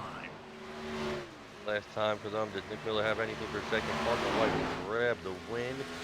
Not dominant fashion, but he does it, and looks like Brody Gardner is going to get 2nd place in an incredible battle for second. Great battle there. Parker White getting the victory in a great duel to the end between Brody Gardner and Nick Miller. Landon Mills completing the top 4. Going to bring in Sartaj Mann to round out the top 5. Jordan Kuhn 6, Blaze Brinkley, Corey Hartz, Mitch Hobbs, Aaron Brown, and Malachi Drake. Well, guys, the final temperature was 114 degrees around this track, so it definitely did change. It took a little bit, but when it got hot, it got brutal. Yeah, absolutely. So there he is celebrating his win here. 2nd win this season. Last win was back at Indy Road Course, so very different kind of track to win at here, but we were used to seeing the 95 go to victory lane. He does it here this season at Texas Motor Speedway. A strong night for him there in the 95, driving away from the field after those final pit stops. Yeah, definitely a great performance out of him. Definitely a good way to capitalize on the race and as a whole. We say like 2 races, technically like 3 races, when in a whole one race. So he definitely had a game plan and he made it work. I mean, he was there at the end and showed that he had speed when it got really, really hot. Yeah, absolutely. Now as we transition over to post-race coverage, we'll start talking to these drivers to get their insights on what was an interesting race here at Texas Motor Speedway. You know, this race always has a little bit of something here. We had the long green flag run. We had the little bit of a short run there momentarily with that quick yellow right around lap 60 or so, and then the long run to the end here with the green flag pit stop. So certainly we'll be hearing from these drivers to get their insights on our evening here at the Speedway, and we'll start bringing those drivers in here. The first driver we'll talk to will be the driver of the 49, Sartaj Mann, getting a top 5 finish here, keeping what's been a good run going for him so far in the playoffs, and will certainly help him in his trying to get himself in position here. We know he was on the outside looking in a little bit. We'll see where that puts him once points are run by the end of our interviews here. But Sartaj Mann, driver of the 49, you got us. I got you.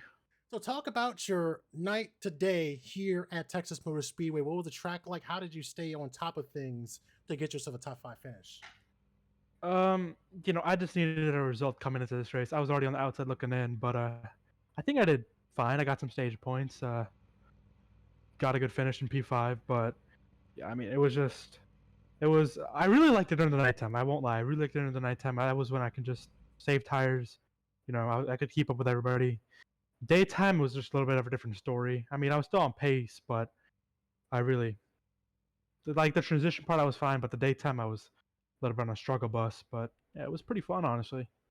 So talk about that last run there and just trying to figure out when to come into pit road and get those tires. What was your mindset of when to come into pit road and finally get that last set?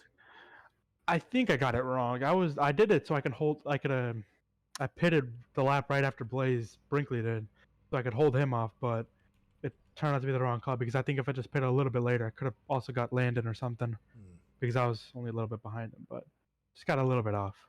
So we know you're trying to fight to get your way into the playoffs, and we know that points are being run now. But we'll ask you, what do you think of your season, even before you know kind of if you'll be able to keep your fight going? We know you're in a close battle right there to cut the line. How do you think you did this season so far? And no matter what are your goals for the remaining races this season? I think tonight showed like what my actual true pace is, but I think I don't think I did too bad throughout the whole season. I mean, I was what fifth in regular season champ, so I think I've been pretty good. So I'm happy with how it went, even if I get knocked out here. But hopefully I don't. Hopefully not. Well, you've had a strong season so far. You've won it. What was a chaotic race at Darlington and getting another victory back at Martinsville, if I'm not mistaken. So you wanted some pretty difficult tracks there. Maybe if things keep going for you in the playoffs, you might be able to try and snag a victory at one of these other difficult tracks on the schedule. Charlotte, Roval, Atlanta, Dover, upcoming, but we'll talk about those next week. Before we let you go, is there anyone you want to shout out or mention as we celebrate your top five finish here tonight? Yeah, and really nobody to really shout out for this race other than my teammates to help me out a lot. We got a top five technically. All of us are really teammates in this league, so top five for all of us. Excellent. Always love to see that. So, congratulations again on the fifth place finish and a strong run for Nebula. And we'll talk to you again when we head to Charlotte Roval next week. Yep, hope I get to talk to you there. All right. Sounds good. We'll keep moving through our interviews here and we'll talk to another driver who has been a regular visitor to our booth of late and keeps going what has been an incredible streak of races for him. That'll be his third straight top five finish. This playoffs right now, one of the only drivers that have such a strong streak and certainly will help him as he looks toward the next round here. Landon Mills, driver of that 25 Toyota. Do you got us? I do. I'll take a top five. Yeah, talk to us about your day, your night into day out there. What was your race like? How did you try to stay ahead of the ever-changing conditions once that sun started creeping up over turn four?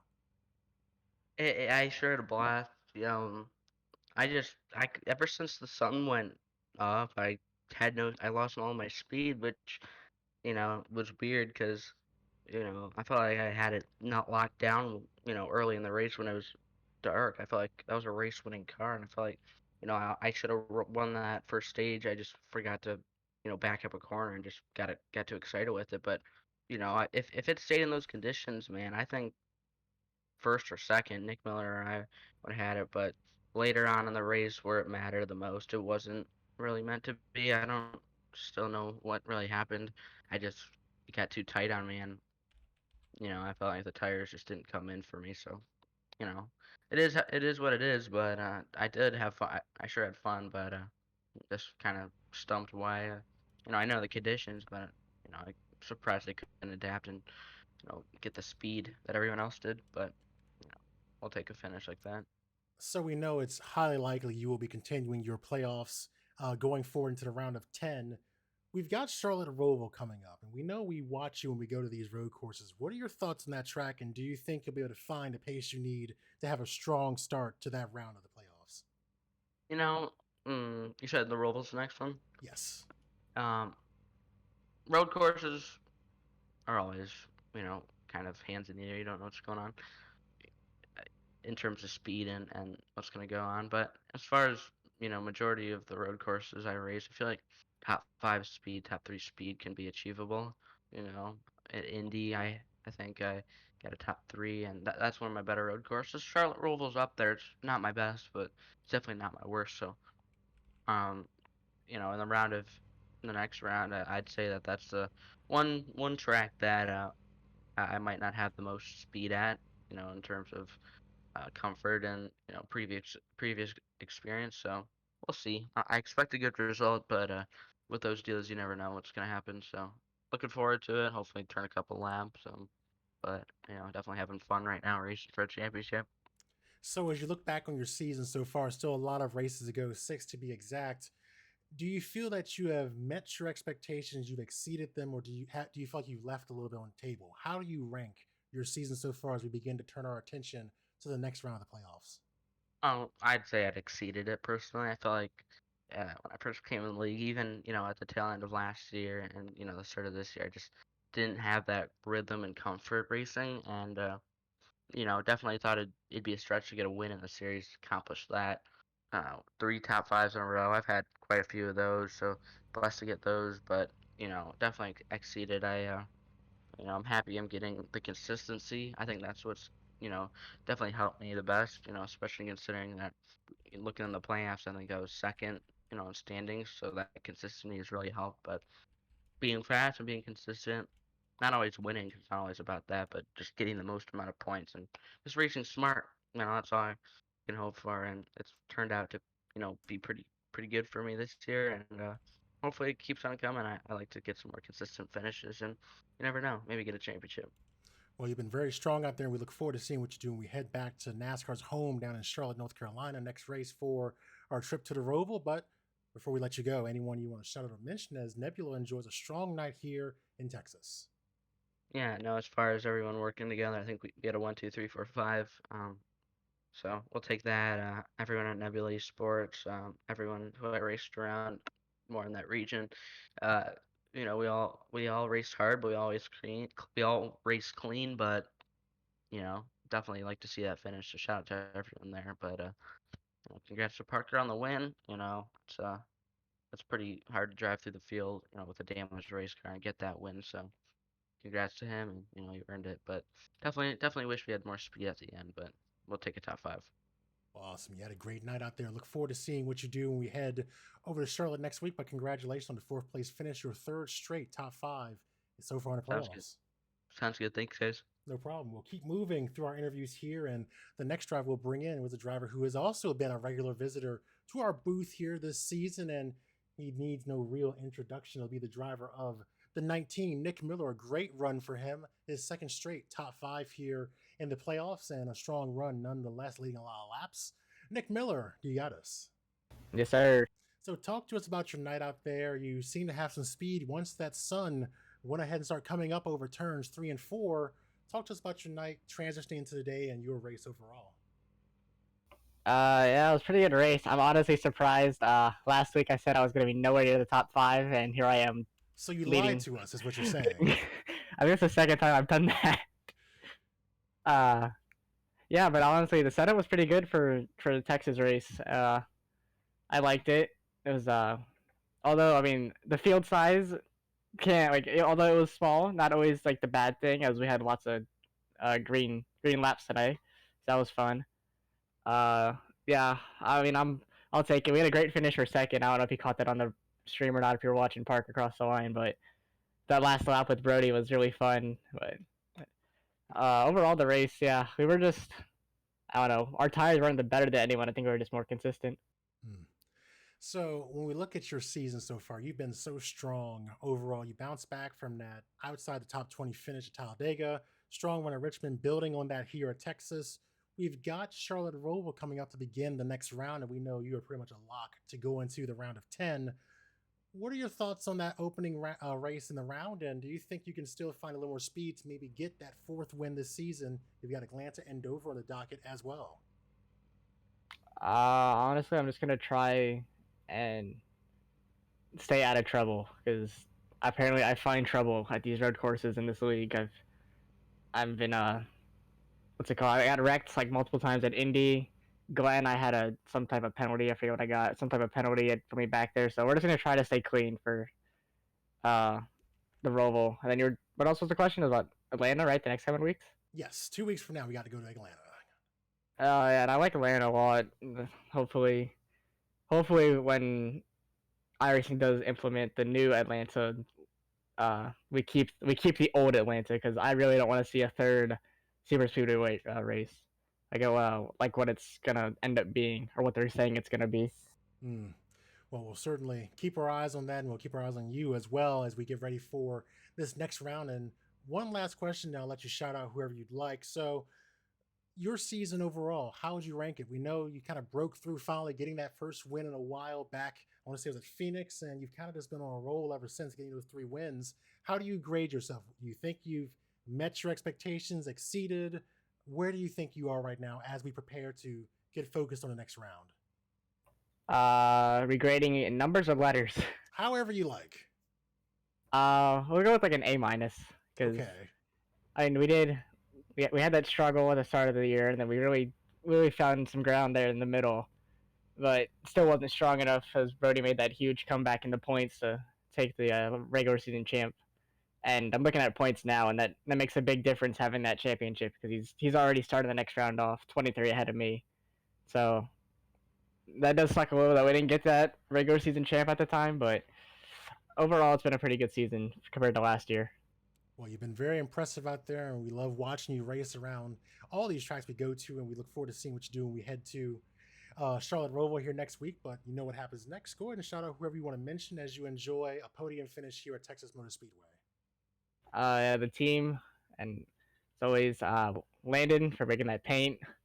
I don't know what other cars we'll be seeing in the future for this league, but I'm sure you'll see more of his paints in the future. And also, I am taking recommendations on how to beat Parker. I mean, I tried pitting after him, that still didn't work. So if anyone has a recommendation, let me know. Yeah, put it in the chat. We'll take care. We'll relay that down to him during the race. So congratulations on the top 3 finish. Great battle there with Brody Gardner at the end, and we got to see most of that. We got to catch you guys coming to the line in that duel, and thanks for the great show. And we look forward to seeing what you do when we head to Charlotte Roval next week. Yep, thank you. All right, we'll keep working through our interviews here, and that means we're going to go to the driver of the 55, Brody Gardner, someone who has been another regular visitor to our booth here. He basically joins this club of people who have just always had an area set up because they're always here in a booth, and the return as well for him as he finishes second in our night here at Texas Motor Speedway, a fun night of racing back into the daytime, and we'll get his insights on that. Brody Gardner, do you got us? Yep, I got you.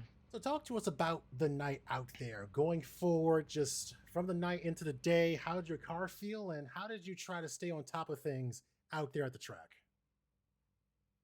So the night to day transition really benefited me. I was really struggling with keeping the tires in the car and getting front turn at the end of the run in the nighttime, but as soon as the track started heating up with the sun, I was just able to turn the car and able to that really suited my driving style. So without that, I would not have finished top 3 today. So we talk about the night out here and how different the car was compared to the day. If you were to say it was somewhat different, not really different, very different, how would you say from night to day this track felt as you went through tonight's race? It was a huge difference, massive difference. It completely changed my speed. It completely changed Landon's speed, Parker's speed, Nick's speed.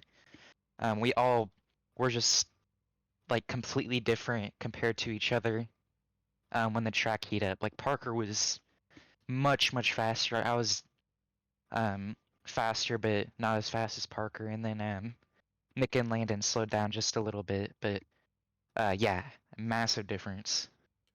So when we look at your season, it's been tremendous here so far. You're on a really good active streak right now, 7 straight top 10s. That includes 3 wins.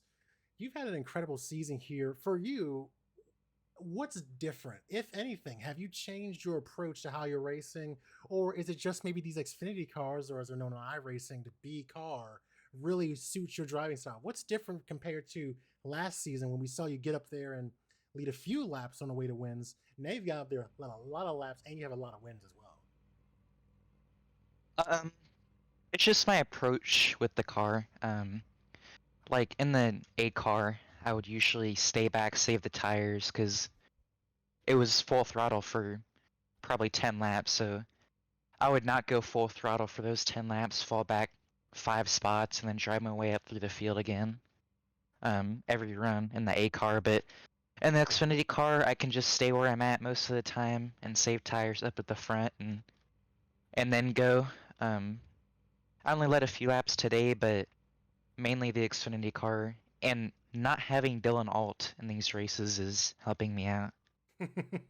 That was certainly a game changer this season, really opening things up here for the drivers to get up there and get racy and try and go for these wins. But you had your own great battles with Dylan Alt, ironically, at another 1.5 mile oval back at Atlanta last season with that overtime finish. So you know how to get up there and grab those closing points there and closing victories. So you've been really having a great run here. Now we turn our attention to the next round. Charlotte Roval, you were one of those strong drivers back at Indy Road earlier this season. What are your thoughts on Charlotte Roval? Do you think you can mirror that performance there, or is it kind of hard to gauge considering how different those tracks can be? I think I absolutely can. If Parker shows up, he will most likely win the race. He's just on another level compared to anyone else unless something crazy happens like at Watkins Glen. But yeah, I think I can absolutely finish very well there. I really like that road course. It's a good track for me. So now, of course, you know how this goes. We will let you shout out or mention anyone you wish as we enjoy another top two finish for you. You've been on an incredible run here, as everyone saw watching the broadcast. 12 top 10, 6 wins this season, and nearly got another one here. But you will continue your march for a championship, the ultimate prize, next week. Anyone you want to shout out as you enjoy this solid finish? I'd like to shout out Nick for that fantastic battle. He raced me clean, I raced him clean. We kind of saw a mirror finish of what happened at Atlanta last season that you mentioned. I kind of got in front of him in 3 and 4, was slow off of the exit, and almost put him in the wall there, but we were all sliding and having fun. So, yeah, good racing with him. Like to thank Nebula Esports, all the guys there.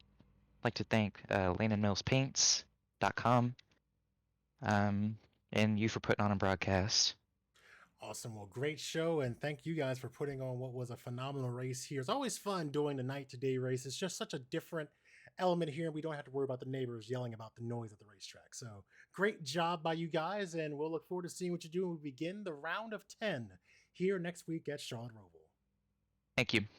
All right. That means we now bring in the driver who won tonight's race. Another great run for the driver of the 95. He has been tremendous when he joins us here, but always makes it fun by working his way through the field, gaining 12 positions on the track tonight. Is Parker White, your winner here at Texas Driver of the 95? Do you got us? Yeah, I got you. So talk to us about the track out there, your night. We didn't see you toward the front very much during the nighttime hours, but it seemed like your car began to come to life during the daytime. Was that by design, or was it just you maybe biding your time to get to the daytime? What was your approach to this race? I loaded into the session. I just thought it was night. I immediately thought of the race last season. I was like, oh no, this is gonna go into the day again. But I was like, this might be good for me because it'll just get looser in the day. And I personally prefer to drive in the day because the car is looser, harder to drive. So I started in the back. Then I ran into the back of Joseph Madigan on the start because there was a huge checkup, and I got a decent amount of front end damage right from the start. So I was down on straightaway speed for that whole first run. So I got that fixed. Then I kind of got my speed back, and in the nighttime hours, I was just kind of figuring out how much speed the car actually had because I didn't know how much I was actually damaged. So I was just kind of slowly picking my way through the field here and there, and then I got my way to the front. Then I think we got like a caution. Then we got on another run, and then I think Jordan went 3 wide on the bottom of me, and then I was just slow through the center of the corner because I was trying to get it pointed. It wasn't really his fault. I just was slow through the center, and he got on the back of me, so I spun. And then I went to the back again, got more damage. But I feel like that when I repaired that damage, it repaired my car even more. So I didn't really feel the effects that bad. So I was able to just go back through the field, and as the sun came up, I just knew that I would probably get better because the track was getting slicker, and tire management would be more required. So I was better in the long runs. than I was on the night because everyone was just so equal. And then I knew pit stops would also help me, so I could capitalize on my entrance and exit. And I did that. I was able to leapfrog Nick, or whatever you want to call it. So I got in front of him because he pit a lap after me, and Brody pit 2 laps before me, so I had to make up about 2 or so seconds on him, and I was able to do that. And then from there, I just kind of drove the car on home. So it was a really eventful race, and just with the night to day transition, I feel like these races take forever. Like I remember that from last season too, but it was a pretty fun race overall. Yeah, you guys moved pretty quick out there to get that race done. And, watching you, it made me wish I was out there taking part in the event. And, it was fun seeing you all adapt to the changing track conditions because once that sun came up, that track just started heating up. And, don't have to worry about that next week if you join us. We're going to Charlotte Roval. And, of course, your last win came back at the Indy Road Course in October. What are your thoughts on Charlotte Roval? Do you feel like if you are going to take part in that race, that track is part of your wheelhouse? And what are your thoughts on that road course there in North Carolina? It's definitely one of my favorite road courses. It's one of the first road courses I drove on iRacing and really kind of just drove at on my free time, and I still do. If I'm just looking to do something. So I'll definitely show up next week if I'm not doing anything. I'll obviously start in the back again. I'm not like racing for points or anything. But I just can't wait if I'm at a race because that road course is just so fun to drive, and the racing should be good too because I usually have a good race with at least one person there. Like I remember in the truck series, I had a good race with Michael Rosero, and hopefully that'll happen next week too. So I'm looking forward to it. So now, as we kind of talk to you about your performance here and looking forward toward the schedule, we still have a couple more of these oval tracks that you seem to be really good at here. What are your thoughts on also Atlanta and Vegas? Those next couple of intermediate tracks coming up here. What are your thoughts on those facilities as we look forward to the end of the season? If Atlanta is like an afternoon race, then I'll probably show up just because that is just so much fun to drive. There's the lack of grip, the tires wear a ton, and you can kind of run the middle or the top. And I found a way to get the bottom working too. So I'll probably race there. And then Vegas, uh, that hasn't really been my best track, and it kind of depends if the the setup is loose or tight. If it's loose, then I'm decent. If it's tight, I'm not. And the fuel fill doesn't really help that. But Atlanta, I'll probably show up too, but I don't know about Vegas, but we'll see. Awesome. Well, it's always good having you here in the booth and getting your insights. And yet again, another victory for you. We know you were one of the big three over there in the truck series this past season and got the championship there as well. So congratulations to you for that again. But before we let you go and enjoy this win, anyone you want to shout out or mention as you enjoy another victory this season? Yeah, I just gotta thank you, Mike, for the broadcast all season.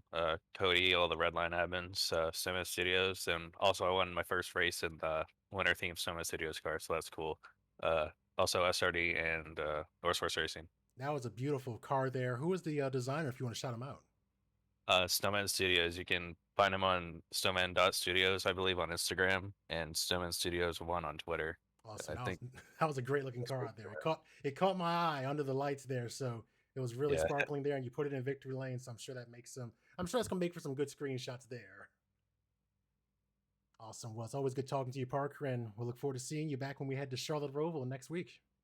All right, thank you, Mike. All right. That'll wrap up our interviews here. And, Cody, that was yet again another great night here in the No Time Limits Texas 201. The drivers putting on a good show and showing their ability to adapt under pressure. I think having this race as a playoff race and even a playoff round decider just adds to the pressure on the drivers and forces them to really stay on top of their game. And we saw drivers have the ability to do just that with the majority of the field being made up of those playoff drivers. Yeah, I thought it put on a great show, honestly. Like some of them said, maybe more driver probably would have been great, but honestly, with what we got and the guys we had out there, they still put on a great show. Some guys were for it, some guys were dreading it, some guys now are definitely dreading it, or maybe you're still like Texas. Maybe we have to move it to a different track, but definitely I like doing it. So it resulted in a great show. Definitely interesting to see how the car is definitely handled. And then, like I said, we were wondering who's gonna perform in the daytime because that's really what you got to prepare yourself to. Um, had to finish the race and try to win that way. So we've seen it and we heard from the drivers how they managed to get, how the cars handled and what they felt like. And obviously, you saw Parker White preferred the daytime, and well, he definitely showed that he was quick during the daytime. Yeah, absolutely. And to your point about just having to adapt and kind of show their stuff here, we saw some drivers kind of perform and be able to get the job done here. We've seen others who will now have to sit by the wayside in terms of their ability to continue to contend for a championship. We'll go ahead and read off because some of the drivers who will be contending for the championship as part of the round of 10 are not present. We'll read them off to you one by one. So, of course, some of the drivers we expected would advance through pretty easily. Brody Gardner, Landon Mills, Nick Miller, Blaze Brinkley. We get further down, Storm Patterson. Corey Hartz will continue his pursuit of a championship. Derek Smith, after winning that stage, fading back a little bit toward the end, he finishes back in 13th after ending his race right around lap number 60 or so. Jordan Kuntz, Malachi Drake, Sartaj, man, unfortunately, that means Michael Rosero, several others, including Casey Drake and Ryan Kendrick, will not be taking part in the next round of the playoffs in terms of contending for a championship, but certainly we'll see those drivers out there trying to get victories before the season's over. Most definitely. But I think these next, 6 races we got left, there's a lot of room for maybe different drivers to get wins or the guys to chase for the championships just to dominate it. We've seen, I think, with the amount of different tracks we have, I've seen a lot of guys be able to succeed on all of them. I'm still, I think my guy Landon Mills is gonna get it, even though I do have teammates that are still in the championship. I just think, man, he's there every single week. He's not a dark horse to me. I think he can probably pull it off. I mean, we'll see. I mean, I should even swing it back to you. Who, out of the 10 guys that are left, who do you really look at that will probably maybe bring this thing all together? I think Brody Gardner is going to be a difficult one to beat at this point because I feel like we're going to tracks that are very amenable to his skills. He's very good at these road courses. Of course, you have to deal with the fact of Parker White and others who are now not part of the playoffs who will be able to snatch up potentially those wins. So that's a conversation in itself. But I think it's going to be hard to get around Brody Gardner once he starts to get flowing here. He's on an active streak right now of 7 straight top 10s. This is one of his best finishes since, I think, winning back at Lucas Oil a few weeks earlier before the playoffs started. So really the consistency is rolling there.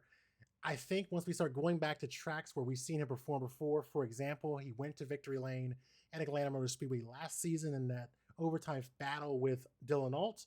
That's certainly one of those races you have to watch him in, which could help him get valuable points going into the next round. And Las Vegas, another intermediate track that could be right in his skill set. And then, of course, we're going to be concluding the season at Homestead, which is another track that's going to be part of that 1.5 mile parade we're going through the next few weeks, going to, looks like 3 1.5 mile tracks over the next 6 races. So that's certainly something that might bode well for him, but you can't count out Nick Miller as well in regards to his performance there.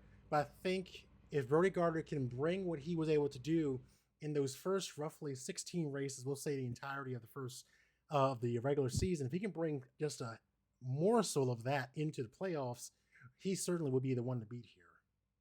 Yeah, most definitely. So it'll be interesting to see what happens in the next six weeks, and even just these next 3 races, see who the final 5 are. But I look forward to seeing what goes on and who ends up prevailing.